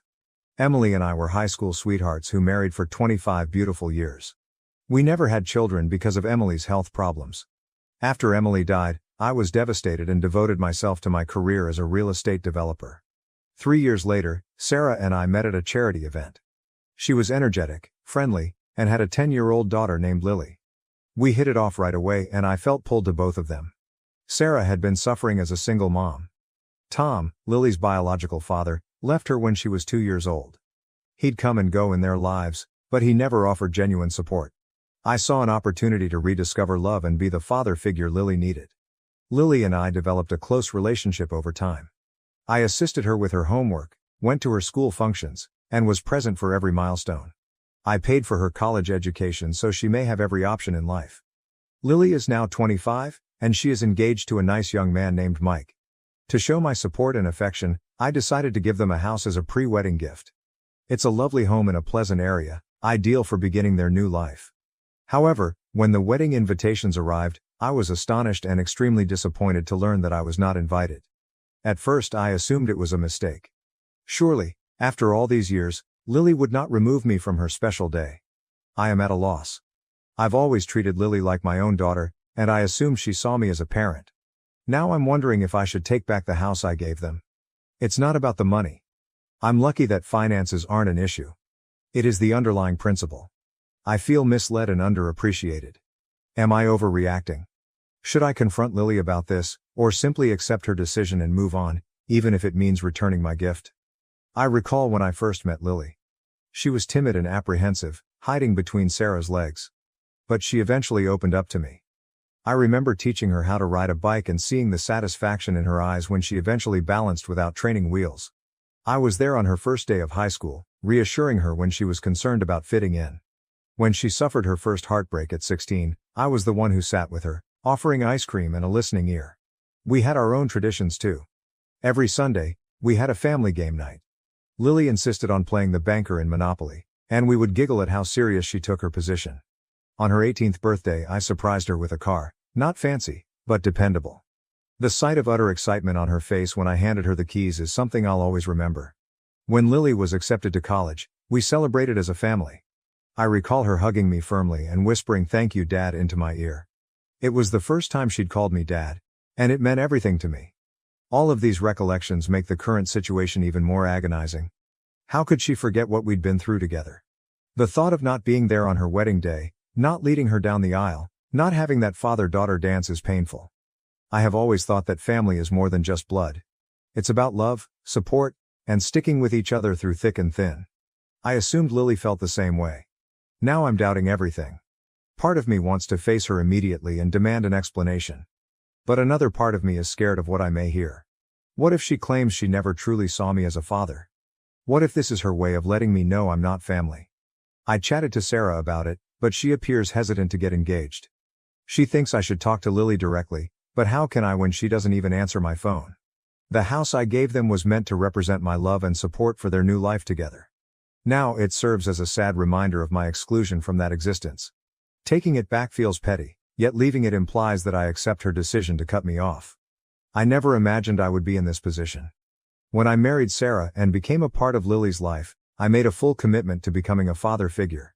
For 15 years, I have loved her as if she were my own. It's crushing to watch something so readily discarded. Is it wrong for me to decide to take back the house? Is it inappropriate to seek recognition for the part I've played in her life? Should I just let her have her wedding, even if it means I won't be there? I'm torn and could need some outside perspective. Update 1.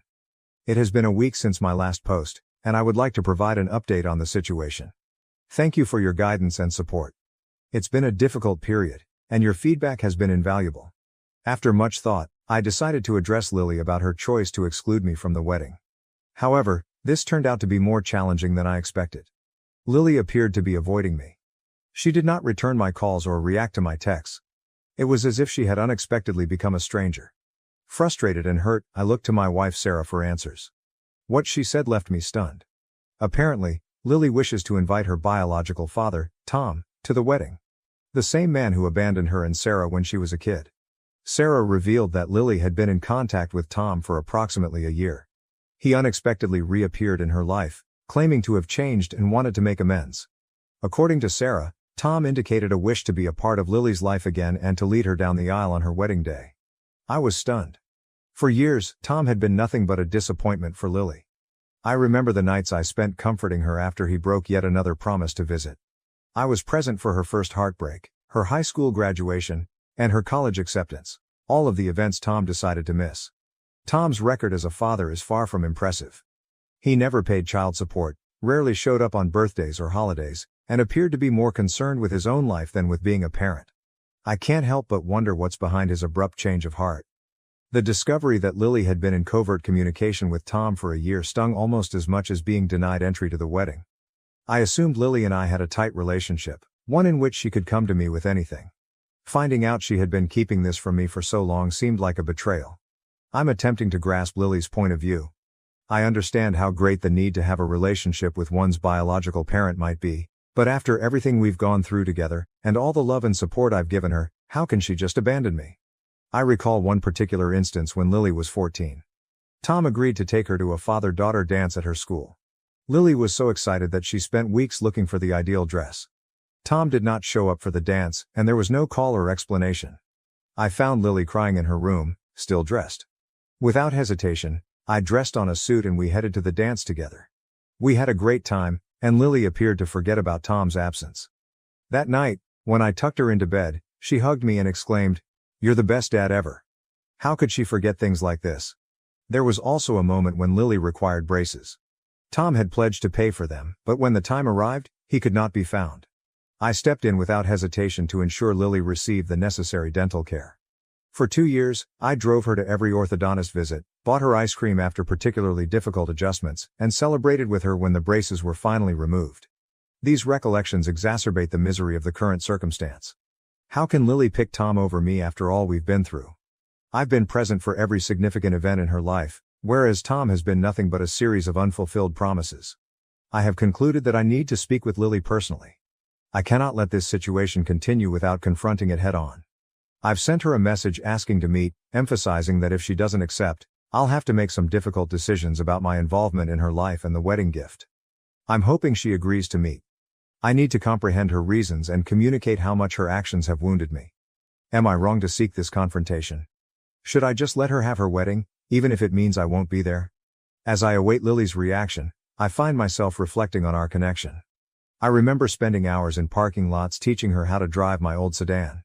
I remember the nights we spent working on her college applications, and the pleasure I had when she was accepted to her ideal institution. I remember the day she moved into her dorm, hugging me farewell with tears in her eyes and murmuring, "I'm going to miss you, Dad." These recollections make her current acts even more perplexing. How can she so quickly abandon years of love and support? Is the pull of biology truly so powerful, or have I unintentionally failed her as a father figure? I'm also dealing with my feelings for Tom. Part of me is irritated with Dad for swooping in now, after years of absence, and upsetting our family dynamic. Another part of me is anxious about Lily. What happens if he disappoints her again? Will I have to pick up the pieces once more? As I prepare to confront Lily, I'm filled with mixed emotions. I'm hurt, furious, and bewildered, but deep down, I still love her. I want the best for her, but I also need to safeguard my emotions. I'll update after speaking with Lily. Thank you for your ongoing support during this tough time. Update 2. Hello everyone. I'm here with another update on the situation with Lily, my stepdaughter.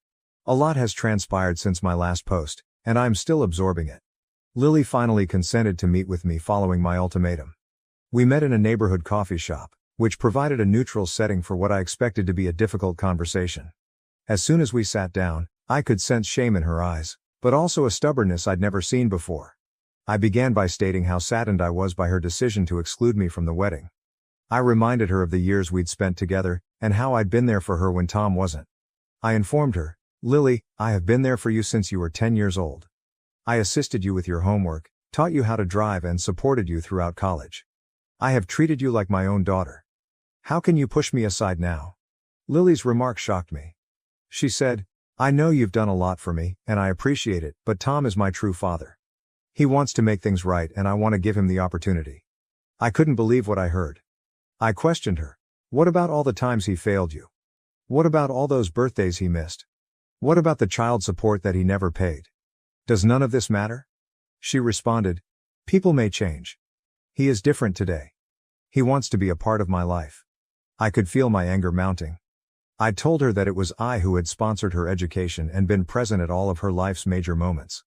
And now that she was capable and established in her life, She wanted to ask the man who had abandoned her to lead her down the aisle. Lily then dropped another shocker. She explained, Tom has agreed to contribute to the wedding expenditures. He wants to take responsibility. That was the final straw for me. I told her, fine, if Tom wants to be your father now, let him accept all of the obligations that come with it. I will not be paying for anything related to this wedding, and the house I gifted you should also be considered off the table. Lily's face fell. I could tell she had not expected this reaction. She attempted to backtrack, claiming she still wanted me in her life, just not at the wedding. But for me, the damage had already been done. I stepped up to depart, but first I told her, Lily, I have always considered you my daughter. I believed you felt the same way about me as your father. I suppose I was incorrect. I hope Tom meets your expectations this time. With that, I departed the coffee shop. The drive home was a haze. When I returned home, I informed Sarah what had transpired. She was unhappy, but she acknowledged Lily's wish to have her biological father in her life. She did, however, agree that Lily's actions were both painful and unfair. I've subsequently called my lawyer to begin the process of reclaiming the house. It is not about the money, but about the principle. I can't in good conscience give such a valuable thing to someone who doesn't consider me family. As I ponder on our talk, I realize how much Lily has changed. The stubborn young woman in the coffee shop appeared so unlike the tiny child who would run to me for comfort after a nightmare, or the adolescent who proudly showed me her first A+ on a difficult math test. I recall the day Lily graduated from high school. As she came across the stage to receive her graduation, she smiled broadly and gave me a thumbs up. Later, at her graduation party, she hugged me firmly and said, I couldn't have done this without you, Dad. Where is Lily now? I can't help but think about how many times Tom has let Lily down in the past. He had offered to take her camping for her 13th birthday, but then canceled at the last minute. I ended up bringing her instead, showing her how to pitch a tent and cook marshmallows over a campfire. Or the time he promised to help her move into her college dorm but didn't show up. I was there, hauling boxes and helping her paint her new room. Now Tom swoops in with promises of transformation and financial assistance, and he's suddenly the father she wants by her side. It feels like a slap in the face after years of supporting her through thick and thin. Part of me worries if I'm being overly harsh. Should I be more accepting of Lily's wish to establish a relationship with her biological father? But then I remember the pain in Sarah's eyes when Tom abandoned them years ago, and how hard we've fought to create a loving family. Lily seemed to be throwing everything out on a whim. I understand that some people may think I'm being petty or overreacting by taking back the house and withholding financial support for the wedding, but from my standpoint, Lily has made her decision. Despite our shared history, she chose Tom over me. It hurts, but I must protect myself emotionally and financially. Should I have been more accepting of Lily's desire to reconcile with her biological father? I'm still conflicted, but I believe I need to stand my stance. I will provide an update if there are any notable developments.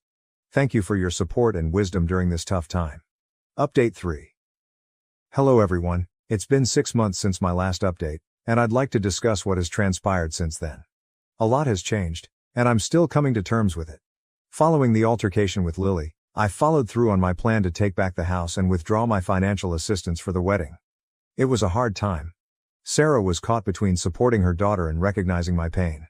Our relationship deteriorated and Sarah eventually decided to leave temporarily to be with Lily during the wedding preparations. The wedding proceeded as scheduled, with Tom leading Lily down the aisle. I wasn't there, of course, but I heard about it through common friends.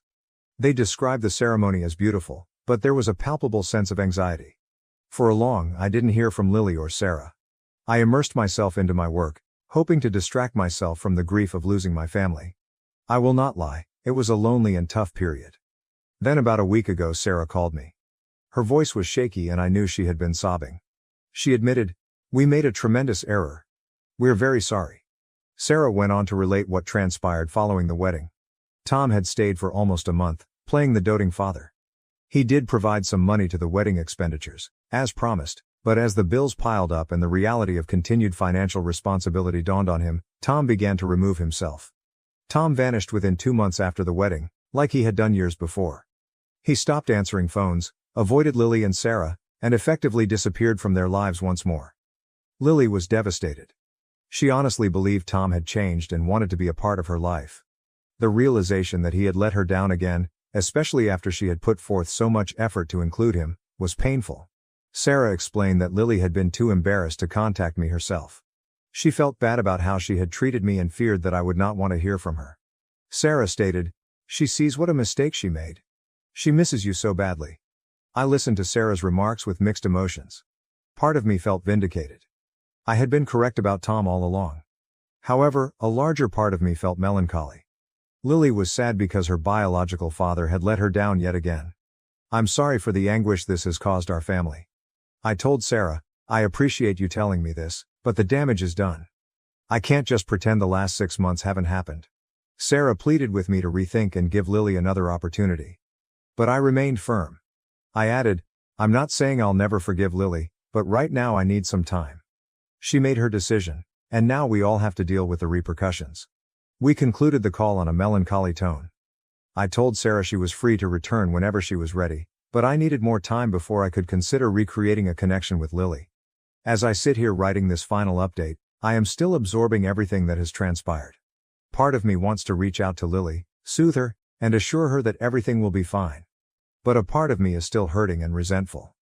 I know some of you believe I'm being too harsh, that I should forgive and forget, but trust is a fragile thing that, once destroyed, is difficult to recover.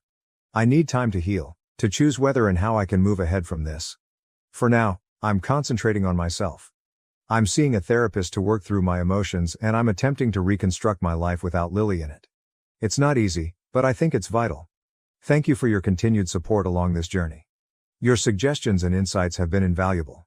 I'm not sure what the future contains, but I'm preparing to confront it with bravery and dignity. My golden child brother face-planted into my cake. I refused to help, and Mom tried to ruin everything at the wedding. I am a 28-year-old woman from a middle-class family living in a small Midwestern town. My parents, Tom, 58M, and Linda, 56F, worked tirelessly to support us. Dad was a high school English teacher, while Mom worked as a nurse in the local hospital. They instilled in us the principles of hard labor and humility, emphasizing that character is more important than material goods. Growing up, our home was simple but full of love. We had weekly game nights where we sat around our old scratch dining table and played board games. Mom would make her wonderful chocolate chip cookies, and Dad would tell us stories about his teaching days. Those nights are among my favorite childhood recollections. My older brother, Jake, 32M, and I were close as children. We'd spend hours building sophisticated Lego castles and exploring the woods behind our house. Jake was always the leader of our trips, and his imagination ran wild as he made up wonderful stories about the mythical animals who lived in our backyard. Jake started high school, and things began to change. He had always been brilliant, but it wasn't until his freshman year that he truly excelled academically. His teachers appreciated his intelligence, and he started winning awards in various academic competitions. I was proud of him, but I also felt a deepening shadow as Jake's accomplishments surpassed my own average performance. The real watershed moment occurred when Jake was given a scholarship to Mentor Academy, a prestigious private high school in the surrounding city. It was a great opportunity that our parents couldn't turn down. Despite the financial pressure of additional expenses not covered by the scholarship, they worked extra shifts and reduced spending to make it work. Jake felt as if he had entered another universe the instant he arrived at Meadowbrook. He made friends with children from wealthy homes, began using phrases we had never heard before, and expressed contempt for our modest existence. When he first brought home a buddy from school, I overheard him apologize for our quaint house. I recall feeling embarrassed and angry. This was our house, where we had created so many beautiful memories. As Jake's high school years continued, the gap between us widened. He rarely attended our family game nights anymore, stating he had too much schoolwork or plans with his new buddies. When he joined us, he made snide remarks about our provincial traditions. It pained to see the sibling I once admired transform into someone I scarcely knew. Despite Jake's adjustments, our parents continued to celebrate his achievements. They proudly told anybody who would listen about Jake's flawless grades, his role as debate team captain, and the prominent universities that were already interested in him. Meanwhile, my good average performance and involvement in the school chorus scarcely registered. I tried not to be bitter and focused on my own hobbies. I joined the school's baking club and developed a penchant for making delectable desserts. The kitchen became my safe haven, where I could express myself and be proud of my accomplishments. Mom would occasionally join me in the kitchen, and those moments were our particular bonding time. Jake was accepted to an Ivy League university on the East Coast after graduating high school. Our parents held a huge celebration the day his acceptance letter arrived. They invited the entire extended family, and Jake revealed his attention. I recall standing in the corner of our living room, watching the family fawn over Jake and feeling invisible. I stayed close to home during college, attending a state university only an hour away. I worked part-time at a local bakery to help pay for my education and provide for our family. Jake rarely returned home during his undergraduate years, stating he was too preoccupied with internships or networking opportunities. When he came to visit, he'd tell us about his significant connections and his college pals' affluent lifestyles. Jake was hired by a top consulting business in New York City after graduating from college. He moved into a beautiful Manhattan apartment, and his life became increasingly reminiscent of a glitzy TV program. Meanwhile, I began working full-time at the bakery where I had previously worked in college, gradually saving money with the goal of eventually opening my own. Fast forward to now, and I've finally realized my dream of creating my own modest bakery in our hometown. It's been open for a year, and while it's not making me wealthy, it's doing well enough to allow me to recruit 2 part-time employees and even assist our parents with some of their expenditures. Mom and Dad have been encouraging, frequently popping by to try new recipes or simply chat during slow afternoons. Jake, on the other hand, has continued to move up the corporate ladder. He's now a senior consultant who frequently brags on social media about his business class trips, elegant client dinners, and pricey watches. His travels home have become increasingly uncommon, and when he comes, he spends the majority of his time on his phone or whining about how there is nothing to do in our backwater town. Last month, our cousin Amy, 25F, married. Amy and I have always been close. She'd frequently join me in the kitchen during family gatherings, where we'd gossip while frosting cupcakes or kneading bread dough. When she requested me to bake her wedding cake, I was honored and spent weeks refining the design. The wedding was a family affair, conducted in the refurbished barn on Amy's fiancé's family farm. It was a lovely, rustic event, with fairy lights hung over wooden beams and wildflowers in mason jars on each table. I arrived early to set up the cake and assist with any last-minute preparations. Jake arrived shortly before the ceremony, dressed in a costly designer suit that seemed absurdly out of place in the barn scene. Throughout the reception, he made loud remarks about how quaint and folksy the wedding was, his voice full of disdain. I witnessed Amy and her new husband's hurt expressions, but they were too polite to say anything. I tried to ignore Jake and focus on Amy's special day. But things took a turn when Jake drank too much. He began flirting aggressively with Sarah, 24F, one of the bridesmaids and Amy's greatest friend since childhood. Sarah was plainly uncomfortable and tried to discreetly excuse herself, but Jake didn't get the signal. Jake slipped and spilled his crimson wine on his pricey white dress shirt and suit jacket. He began creating a commotion, loudly screaming about the cost of the outfit and asking that someone clean it for him. People were staring, and I noticed Amy looking distraught on what was meant to be her beautiful day. Part of me wanted to help Jake, to keep him from exposing himself further and spoiling Amy's wedding, but another part of me believed he deserved to face the consequences of his actions for once. So I remained where I was, pretending to ignore the hubbub. Jake tried to approach Sarah again, and things escalated. He tripped and fell face first into the wedding cake, a 3-tiered masterpiece I had worked on for weeks. The entire room became silent. Jake was coated in cake and icing, looking really foolish in his destroyed fancy suit. He peered around the room, his gaze falling on me. I could see a wordless plea for help in his eyes, a glimpse of the brother I used to know peering through his drunken stupor. But I turned away, leaving him to cope with the catastrophe he caused. Our parents went to Jake's rescue, pulling him up and swiftly leading him out of the reception area. I stayed behind to help Amy and her new husband salvage what was left of their wedding reception. We were able to preserve the bottom tier of the cake, and Amy was gracious enough to joke about the situation, saying it would make for a memorable wedding story. But as I watched Amy bite into what remained of the cake I had put my heart into, I couldn't help but feel a range of emotions: rage at Jake's behavior, guilt for not assisting him, and profound grief for how far away we had drifted. Am I a jerk for not assisting my brother in his moment of humiliation, despite the fact that he has been annoying me for years? Should I have set aside my hatred and intervened to assist him, or was it appropriate to let him suffer the consequences of his conduct for once? Update 1. Amy's wedding took place approximately a month ago, and a lot has happened since then. I thought I'd give you an update on Jake's situation and how things have progressed in our family. I awoke the day after the wedding to a torrent of angry texts from Jake. He accused me of abandoning him and made him appear foolish. Some of his texts were hardly comprehensible, consisting of drunken typos and furious allegations. I didn't answer any of them, figuring that it was best to let him calm down before engaging in any kind of discourse. Later that day, I got a call from our parents. Mom was in tears, and Dad's voice was full of sadness. They chastised me for not assisting Jake, stating I should have set my sentiments aside and aided my brother in his hour of need. I tried to explain my side of the story, but they were too concerned with Jake's disgrace to listen. The call ended with Mom sobbing and Dad telling me I needed to apologize to Jake. I spent the following several days in a whirl of contradictory feelings. On the one hand, I felt bad for not assisting Jake. Despite everything, he was still my brother. On the other hand, I was outraged. Angry at Jake for his behavior, angry at my parents for always siding with him, and angry at myself for still worrying what others thought.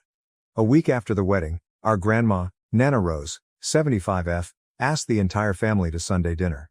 Nana Rose has always served as our family's matriarch, the voice of reason in every quarrel. She lives in the ancient farmhouse where my father grew up, which has always felt more like home to me than our own house. I was scared to go because I knew Jake would be there, but I couldn't refuse Nana Rose. As I drove up Nana's meandering driveway, I was brought back to childhood summers spent running around her vegetable garden, helping her make strawberry jam, and listening to her tell stories about our family's past. Nana Rose was the one who taught me how to bake, tenderly guiding my young hands as we kneaded bread dough together. The evening started quite tense. Jake refused to look at me, and our parents ignored me, but Nana Rose, bless her heart, was having none of it. After the main course, her famous pot roast, which reminds me of comfortable Sunday dinners, she cleared her throat and addressed the elephant in the room. "Now I've heard about what happened at Amy's wedding," she said, her tone firm yet sympathetic. "And I think it's high time we had a family discussion about respect and humility." What followed was an hour-long talk in which Nana Rose carefully addressed the difficulties in our family dynamic. She discussed how Jake's actions had been tolerated for years, how our parents' favoritism had caused a schism among siblings, and how my bitterness had grown over time. She reminded us of the ideals that our grandfather, who died 5 years ago, had always attempted to inculcate in us. Grandpa had been a farmer with few words but much wisdom. He once said, "A family is like a garden. You reap what you sow, and if you don't tend to all the plants equally, some will wither while others overgrow." To my astonishment, Jake did not interject or attempt to defend himself. He sat there, appearing more modest than I had seen him in years. When Nana Rose finished speaking, Jake did something unexpected. He apologized. "I'm sorry," he muttered, his voice barely audible. "I've been a real jerk, haven't I?" The room went silent for a moment before I found my voice. "Yeah, you have," I said, but without the rage I had been harboring for so long. Jake went on to say that the wedding incident was not the only thing that had occurred recently. He had lost his position at the consulting firm. Apparently, his behavior at work was as arrogant as it was at home, and his employer had had enough. He stated that he had overcompensated during the wedding in order to maintain the idea of success. As Jake talked, I saw my brother again, not the arrogant, condescending guy he'd grown into, but the vulnerable, uncertain person beneath. He spoke of feeling adrift, the pressure he put on himself to succeed, and how hollow his accomplishments felt. Our parents, to their credit, apologized for allowing Jake's actions. Mom, tears in her eyes, revealed that she had pushed Jake so hard because she wanted him to have the possibilities she had not had. Dad admitted that he favored Jake because he resembled himself at that age, ambitious and anxious to put small-town life behind. As for myself, I admit that I could have handled the wedding situation better. While I didn't regret not rushing to Jake's rescue right once, I realized that my hesitation was fueled by years of pent-up animosity. By the conclusion of the night, I felt as if a weight had been lifted. We didn't get everything resolved in one dinner, but it was a start. Jake asked if he may come by my bakery sometime and see what I had constructed. I agreed, but warily. As we were leaving, Nana Rose approached me. She pushed a battered leather-bound book into my hands, her recipe book, which I had seen her write numerous times over the years. "I think you'll make better use of this than I will now," she added with a wink. "And remember, family is like bread dough. Sometimes you need to let it rest, but you always come back to knead it with love." It's been a few weeks since that supper, and things have changed. Not great, but different. Jake has made an attempt to be less arrogant, and our parents have been more concerned with treating us equally. Jake has begun to come to the bakery not only to visit, but also to help. He's bad at baking, but he's trying, which means more to me than words can explain. I'm trying to let go of some past resentments. It's not easy. Years of feeling second best don't go away overnight, but I'm working on it day by day. I know we still have a long way to go, but for the first time in years, I am optimistic about my connection with my brother, my home, and our family. I'll keep you all updated as things go. Update 2. It's been another 2 months since my last post, and I wanted to share the progress our family has achieved, as well as some new obstacles that have occurred. Following our family supper at Nana Rose's, Jake and I began to restore our friendship. He's been coming to the bakery on a regular basis, not just to visit, but also to assist out. It began as a disaster. He almost wrecked a batch of croissants and managed to get flour into places I had no idea existed in my kitchen. But he's been persistent, and I must confess, it's been lovely having him around. One day, as we were closing up the bakery, Jake admitted that he had always envied my ability to make something solid with my hands. All those years in consulting, he explained, and I never got to see or taste the consequences of my efforts. But here, every day, you create something real that makes people happy. That chat inspired us to establish a new tradition of Sunday brunches in which we take turns cooking for each other. Last Sunday, Jake tried to make cinnamon rolls from scratch. They were humorously uneven and little overdone, but the effort meant more to me than any expensive gift he could have purchased in his previous life. Jake has also been volunteering at the local community center, where he teaches basic computer skills to elderly. It's been great to see him use his knowledge to help others without expecting any recognition or return. He informed me that working with the elders has given him a fresh perspective on what is actually essential in life. Our parents have also been making attempts. Mom has been increasingly interested in my bakery, even asking for baking lessons. Dad, who was usually distant, has been trying to connect with both of us equally. He's been assisting me with business planning for the bakery and brainstorming ideas with Jake for potential new career pathways. However, just as our relationship was improving, a new difficulty developed. Our parents, particularly our mother, appeared to be struggling with the shift in family dynamics. About a month ago, we held another family meal, this time at our parents' home. Jake and I arrived together, chatting amicably about a funny event at my bakery involving a mix-up of salt and sugar in a batch of cookies. I sensed something was up with Mom from the moment we came in. She appeared stiff, her smile a little forced as she greeted us. Throughout dinner, Mom kept bringing up Jake's previous employment, asking if he had heard back from any of his important connections. Mom's face sank as Jake respectfully diverted the subject, talking instead of his volunteer work. I could sense disappointment in her eyes, which made me uneasy. Mom called me away into the living room after dinner, while Jake was helping Dad with the dishes, which was another new development. The room was adorned with framed images of our family, and I couldn't help but note how many of them celebrated Jake's accomplishments. High school graduation, college admittance, and first job offer. It was like a temple to his previous achievements. "Emma, don't you think you should be encouraging Jake to get back into the corporate world?" she remarked quietly. "All this bakery talk and volunteer work. It's not really suitable for someone of his caliber, is it?" I was shocked. "Mom, Jake seems happier now than he has in years," I told her. "Isn't that what's important?"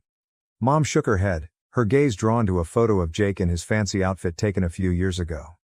"But he had a very promising career. All that schooling, all those opportunities.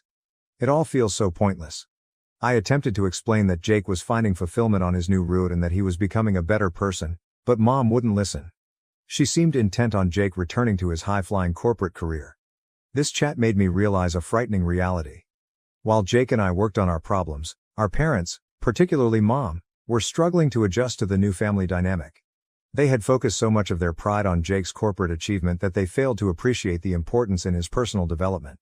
Over the next few weeks, this became a frequent problem. Mom would make subtle, and occasionally not so subtle remarks about Jake getting back on track.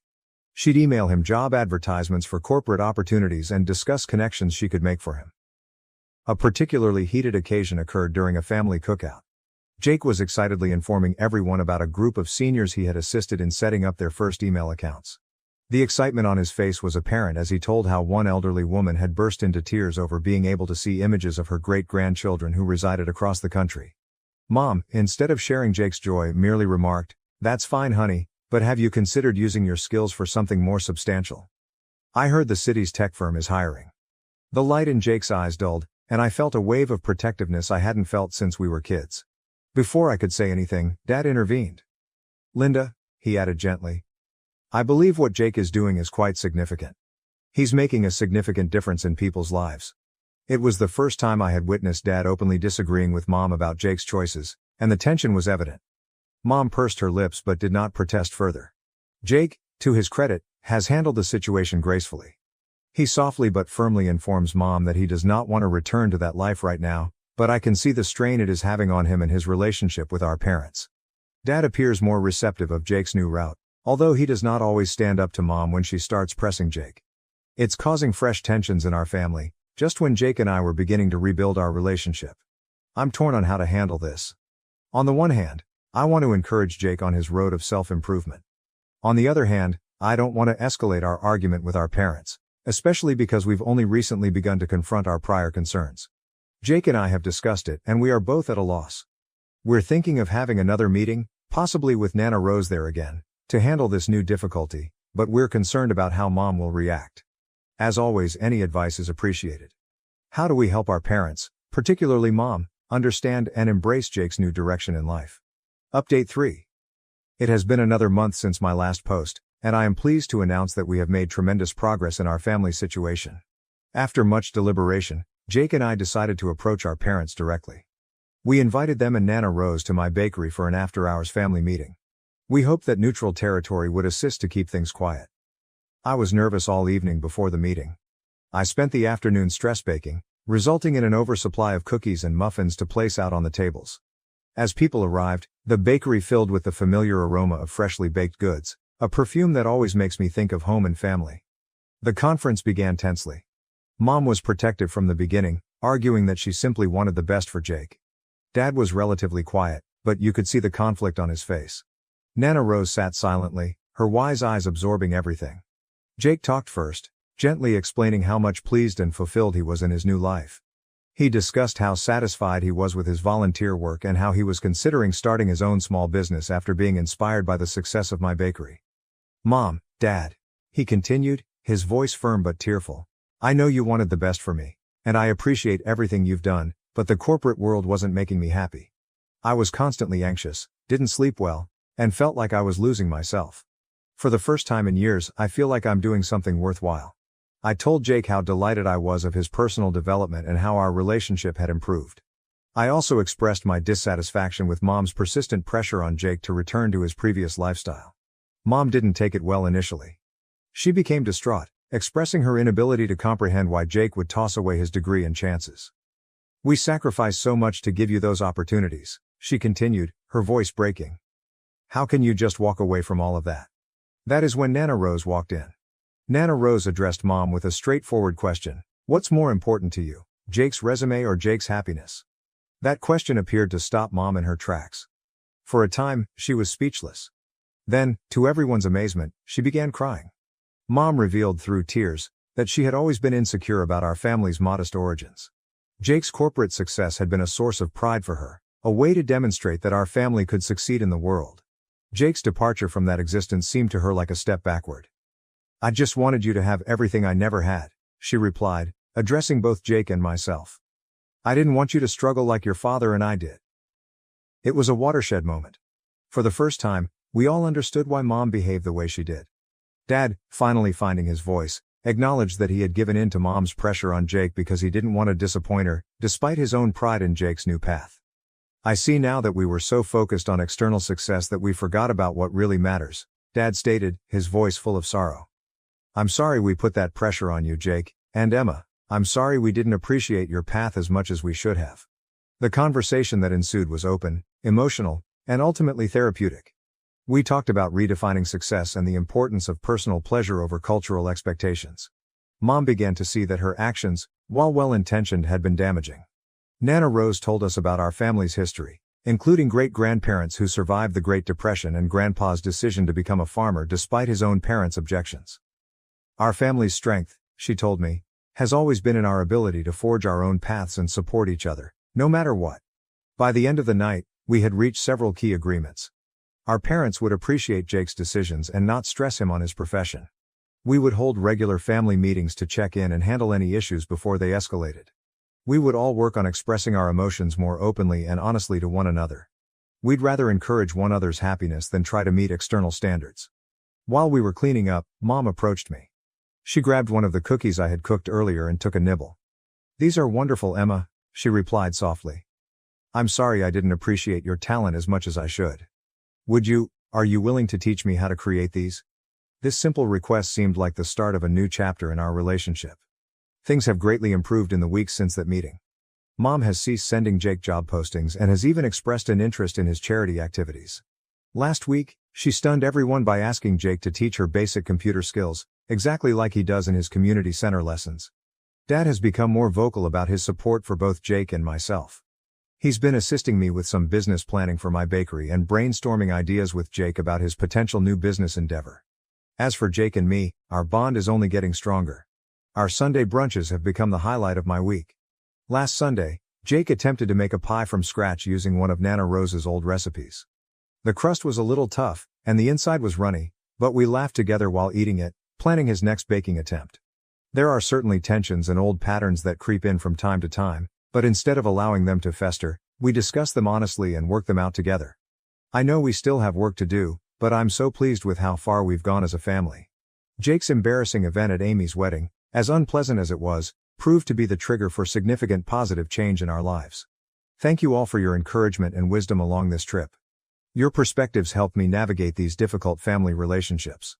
While we are not perfect, we are learning and growing together, which is what truly matters. My fiancée revealed she's bisexual after a solo wedding trip and now everything's falling apart. Original post August 10, 2024. Betty, 27F, and I, 30M, got engaged in January after dating for a couple of years. Our plan was to get married next year when we had saved enough money for the wedding. Shortly after getting engaged, we moved in together at the end of January. In May, Betty was a bridesmaid for one of her friends. I was unable to attend due to my job and the fact it was a 5-day trip. Betty had a great time reconnecting with some of her old friends, but a couple of weeks after she got back she became moody and withdrawn.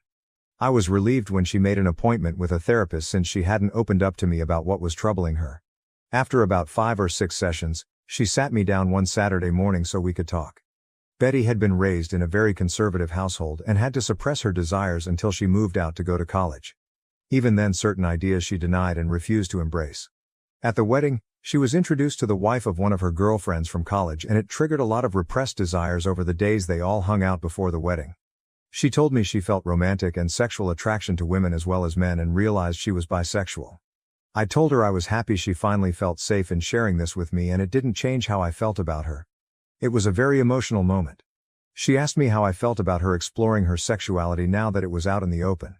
I said I was open to exploring it with her and possibly having a threesome with another woman to let her have that experience. She wanted a one-on-one experience with another woman and felt she couldn't do that with me. I told her that sounded more like an affair and something I wasn't comfortable with. I asked her if she wanted to cancel the wedding and maybe separate while she figured out what she wanted to do. She was adamant that was not what she wanted, and she was still very much in love with me and still wanted to get married, but she felt like she had to explore these feelings she was embracing before we settled down together. I asked her if she had done anything inappropriate at the wedding and cheated on me. I asked if she had someone in mind or had been talking to someone since she came back. She admitted to dancing with a girl at the reception and they kissed at the end of the night, but nothing else happened. But she denied talking to anyone or pre-planning anything. She knew this was a lot to throw on my plate all at once, and she didn't expect an answer right away. She just asked that I keep an open mind and keep talking about it. I couldn't promise anything, but I agreed to do some research and talk to a workmate that has an open marriage to see how they cope.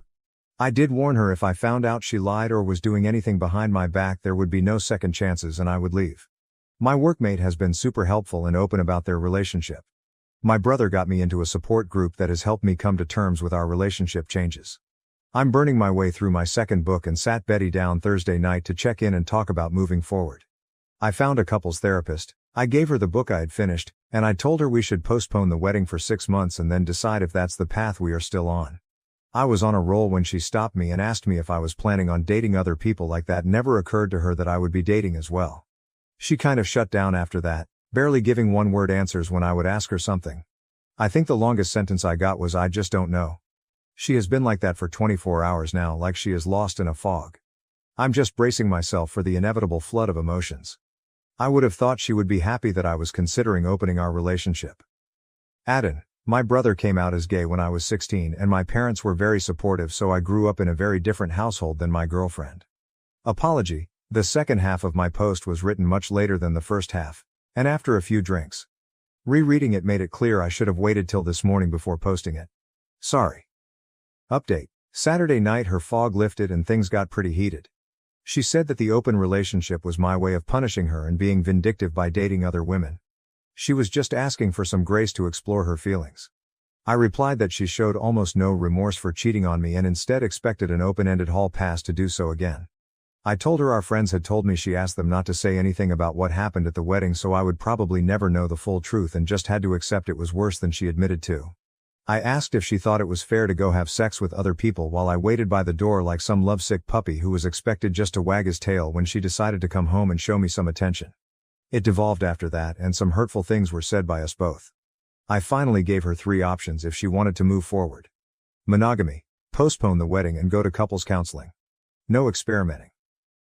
When we get to a good place, then go ahead with the wedding with a prenup to protect me if she changes her mind and/or cheats again. Open relationship. We can both date who we want and she can figure out her sexuality on her own terms. In a year or so we can see if marriage still seems like a good option if we are still together. Full separation. She moves out and we can each be free to live our lives as we see fit.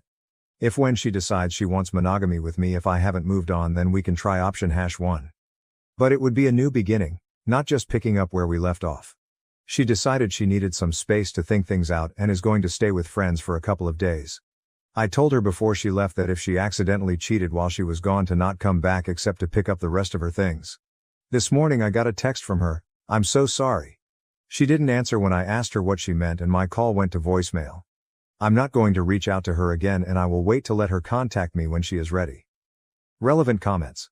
Comment 1. Looks like your partner has been a bit self-centered about this. Good idea to take your time regarding your engagement. The death of exclusivity, even as a hypothetical, can be a pretty destabilizing thing for an established mono relationship. Keep talking. You seem to be handling this very well, somewhat better than her I think. OP. I tried to handle this respectfully, but it seems fair to her as an open pass for her but not for me. I'm expected to support her while she has sex and possibly develop feelings for someone else and just smile and nod. And then she got upset when I had to remind her she was the one that cheated. I just finished printing out cards to send to everyone. We sent the save the date notices to advise them we are canceling the wedding. Not sure how I'm going to respond when they start asking why. The cards I'm sending out just have due to new circumstances on them. Comment 2. If the person asking is part of the group who withheld information from you, consider telling them the truth, that your fiancé cheated on you and her friends colluded to keep it from you. Consider telling that friend what you think of them for not having your back at such an important moment. OP. I had that conversation with the friend who confirmed what Betty had told me. When I questioned him later, he said Betty had made them promise not to tell me on the trip back home. He and his wife and one of the other bridesmaids were the only ones that saw them kissing. He also told me who the other woman was. She lives in a different state. Update August 18, 2024. Previously my fiancée announced she was bisexual and had made out with a woman at her friend's wedding. On Wednesday, Betty went to her previously scheduled appointment with her therapist and told her what happened between us. Not sure what all was said, but she called me on the way to her friend's house apologizing for some of the things she said and wanted to come home and talk things out. I told her to stay at her friend's house tonight and think about what she wanted, and she could come home Thursday and we could sit down and work things out. On Thursday we met at the house and talked over dinner. We both apologized for getting heated and saying some unfair things to each other. After talking to her therapist and having several conversations with her best friend over the last few days, she has decided not to explore her bisexual urges. The idea of a truly open relationship where I was free to sleep with other people terrified her, and getting married was more important than chasing the rainbow. Her original idea had been just a free pass to see if she was missing something in her life and how important it was to her. I asked what she was asking for an ONS, just dating a woman, or having a full relationship. She couldn't tell me exactly what she wanted. I said that didn't sound very monogamous to me or very fair. She agreed, and that was why she was giving up on exploring those feelings. Next, she brought up the notes I sent out canceling our save the date notices for our wedding day. She said she was getting all kinds of calls about what happened and was caught unaware about what they were even talking about at first. She was upset that I did that without talking to her first. I reminded her that she loved 2 grenades in my lap, coming out as bisexual, and that she cheated on me, then left and wouldn't talk with me except for a cryptic, "I'm so sorry" text followed by silence. While I never said anything other than we were having issues and had to postpone the wedding, evidently there was speculation that she had cheated on me. She switched gears and said we could still get back on track and get married next spring. No, because now when one of us is out of town, my mind will be thinking about you cheating again, especially after coming out and wanting to have an affair to explore your sexuality. I said maybe after couples therapy we could get back to a good place again, but not by the end of the year, and it would be foolish to start planning and making financial commitments before we even knew if therapy was going to work. Plus I wanted a prenup to protect everything I brought into the marriage as well as my future retirement savings. Plus she would forfeit any equity if we bought a house. When she protested, I said if you plan to be faithful and not change your mind later, then it would never be a thing. Just something to give me some peace of mind. It's been an ongoing conversation for the last few days. Betty wants to rug sweep the incident at the wedding and move forward with our wedding. Exploring her sexuality is not worth sacrificing our relationship in her opinion. For now, we are back together and planning on counseling soon.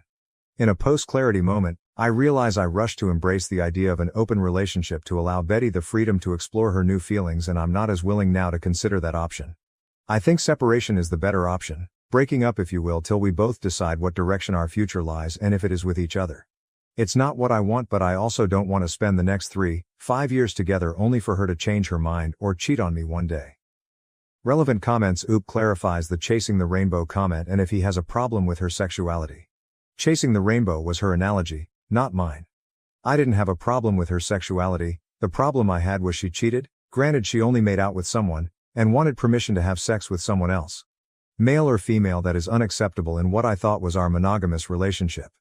Being bisexual doesn't give you the right to have sex with someone else while you're already in an exclusive relationship. It just means you are attracted to twice as many people. I do want to be with her and support her, but that doesn't mean I support her dating other people to explore her sexuality while in a relationship with me.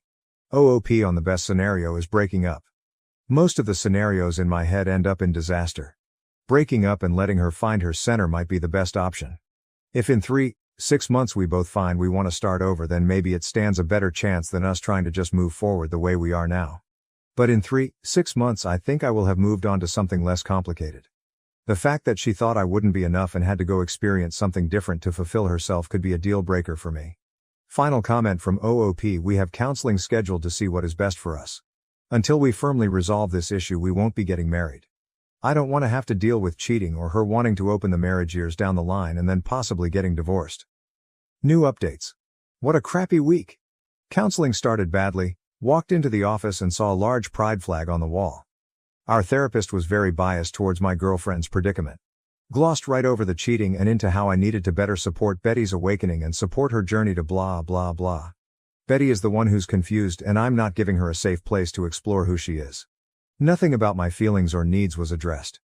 To make matters worse, when the therapist was piling on me, I looked to Betty to stand up or say something positive for me and I got nothing. That part hurt me the most and I pretty much shut down for the remainder of the session. Toward the end, the therapist did try to engage with me because you could tell she knew had completely lost me. On the drive home, Betty tried to talk to me and I gave her the 3 answers I kept repeating to the therapist: sure, nope, and maybe. This was the therapist her individual therapist recommended us to. The next day I got a call from Betty's mom at my work wanting to know why we were postponing the wedding and that her family and friends had already started making plans. I told her she needed to take that up with her daughter. She kept badgering me until I finally told her Betty made out with someone at her friend's wedding and that was why things were on hold, and then I hung up on her. Less than an hour later I got a call from Betty demanding to know what I told her mom. I said you kissed someone at a wedding and we were trying to work through it and that I didn't mention Betty coming out to me. I told her she needed to sit her mom down and tell her the whole truth, but I'm not going to hold my breath. So I get this text from her mom telling me I need to suck it up and move past this and that I might even be at fault for not going to the wedding with her. Huge text giving me what for and trying to tell me what I need to do. I showed the text to Betty when she got home from work and said she needed to do something about her mom or I would enlighten her with the full story of all our problems the next time she tried to tear me a new one. Betty said she would handle her mom and made me promise to give her some time to tell her mom everything. Also this week Betty has gotten very protective of her phone. Yeah, major red flag. I went to charge my phone and unplugged hers to plug mine in and she almost flew across the room to practically snatch her phone out of my hand. I was able to sneak a look at her phone later while she was asleep, only to find she had changed her access code, something which she hadn't done since we had been together. I went online and looked at our phone bill and there were many lengthy calls to a Colorado area code, which I have found out is where the girl she kissed was from. I am just mentally exhausted at this point, the gaslighting, lying and just feeling like I am treading water all the time. Lately, when we've been intimate, there is a lack of passion in her that was there before all this. I feel love-bombed without the feeling. Feels like just hollow words and empty gestures. Tomorrow we are going to a cookout at her parents' house. I am going to try and keep my cool and not say anything, crossing my fingers. But when we get back I am telling Betty I'm done. I'll give her the choice of keeping the apartment or moving out. She will be free to explore and find what truly makes her happy, just won't be me. I came clean with my parents and a few friends about this whole mess. My tribe is ready to help support me and help with the move when I need them. Dad vetoed Mom's offer to move back home and said what I really needed was a new puppy, definitely too old to live with my retired parents. Feels weirdly peaceful now that I've made my mind up. To all of you who told me so, you were right, time to move on with my life. Relevant comments. Comment 1. I'd be tempted to leave a review on the therapist somewhere. Something short like, my fiancé cheated on me at a wedding and continues to call the person she cheated with, and this therapist told me I needed to support my fiancé's exploration of other people rather than addressing the betrayal. At the very least, I'd want to make sure the therapist knew this would be why we wouldn't be coming back. Therapists can't improve without knowing when they've fucked up. And I guarantee you this therapist fucked up. Anyone in your personal life you tell about the infidelity, I'd recommend clarifying that it wasn't just a one-time thing, and that she continued to call and have an emotional affair with the person. Sorry that your fiancé is literally actively having an emotional affair right this very moment, and the therapist you were sent to was the wrong choice. I wish you luck. OOP, I like your review but I am unsure where I would post it. Our therapist definitely had an agenda, but if we don't show up for the next session she already knows the reason. After browbeating me for most of the session she realized I checked out and spent the last 10 and 15 minutes trying to get me to re-engage. She tried to shake my hand as I left but I just silently got up and left her office. I haven't confronted Betty about the phone calls yet but I plan to ask her about them tonight before I tell her we are done. My family and friends, who I told yesterday, knows about everything, including the calls. For now anyway, my stress levels are surprisingly low now that I know what I want to do. My sister will be at my house when we get back and plans to stay at least the night while I tell Betty my decision. Update 3. Betty and I returned early from a cookout at her parents' house. I had planned for my sister to be at our house when we got back as a witness but had to wait a couple of hours for her to show up. I got us all in the living room and told Betty I couldn't do it anymore and was throwing in the towel. I said I had lost all trust in her and couldn't see a way forward and that the best choice was to just go our separate ways. Betty couldn't understand what I was saying and that she had been honest since her confession about what happened at the wedding. I asked if she had been in contact with the girl she kissed at the wedding and she denied it. I asked to see her phone and she refused, saying it would violate her privacy and the privacy of the people she had talked to. Fine, so who did you call with a 720 area code and maybe I should call and see who answers? Doesn't really matter because it proves my point. I gave her a choice of moving out or staying and I would move out. I also said I would give her what she had contributed to our savings account for the wedding. She tried to get my sister to leave or get me alone to talk but I told her I had been advised to have a witness present just in case. She went from crying to being angry, and after an hour and a half, she finally had a calm conversation about everything. We talked until almost midnight. This morning Betty decided to move back to her parents temporarily and the three of us packed up her things. While we waited for her dad and brother to come get her things she tried to get me to go to a different counselor and give therapy another chance, but I said it was just a waste of time, I could never trust her again and that was no way to live. Not much of an ending. Relevant comments. Comment 1. Bloody hell. It's so hard to believe that your wife continued to lie to you to the very end. Can I ask that once she calmed down and talked until almost midnight did she ultimately tell you the truth and confess everything she's been doing since that kiss? If so, how on earth did she try to justify to you all the lies she's been telling you? Or at least tell you why she has lied to you all this time? OOP, girlfriend, not wife. She never did come completely clean, I think she is holding on to hope that I will change my mind. She is confused and conflicted. If she told me the truth then I think she is afraid I would leave her for sure. Her words were, I only hid things to protect your feelings. Comment 2. Have you spoken to her dad and brother? Or the friends that covered for her to see what she's been telling them and what they think of everything? I'd hate for her to paint you like the bad guy and claim this is all because of the kiss and not because of everything else. OOP, I did not talk with her brother or her dad when they came over. The friends that covered for her know almost everything from my point of view. Betty hasn't talked much with them since the wedding. The husband was especially upset that she had remained in touch with the woman she kissed and his wife has been consoling saying it was lucky I found out now rather than later. OOP on trying to save the relationship. At first I thought this was just a speed bump and something we could get past. But it became a sinkhole that just got deeper and deeper. I believe her first therapist got her started down the wrong path. But in the end she just became selfish and self-absorbed, which really turned me off. It kills me to think she threw away what we had and all the plans we had made. It was like she became a completely different person in such a short time. OOP on his relationship with her parents and changing the locks and the friends group. I had a great relationship with her family. It went south with her mom when I postponed the wedding. Her mom was all wrapped up in planning the wedding and was almost too involved. So when I pulled the plug, she took it hard, almost personally. I got everything changed but the locks, waiting on the landlord for that. Definitely culling some friends after this. Most of my core group have been pretty solid through all of the drama. More on cutting back the friend group. No, not completely. They are part of a larger friend group. I keep my distance but try to remain polite. The rest of the group knows they kept the secret from me and they have gotten some grief over it. They both have been remorseful and have supported me as things have played out. The wife was friends with Betty and still talks with her quite a bit. The husband and I were really close but I don't engage much with him anymore unless it's in the group setting. Final comments from OOP. I dropped a box with some things of hers we missed and some of her mail at her work today. She wanted to talk and possibly meet for dinner to talk, but I told her we just need to move on and leave. I have blocked her on everything and just want to put everything behind me. Well, she's gone for good. All of her stuff is out of the apartment and she got her part of the money we were saving for the wedding. I've blocked her on everything and have no plans to contact her again. I don't need closure, apologies, or explanations. She has made several attempts to reach out to me through friends and at work. The people at work know not to bother me and don't even take messages from her anymore.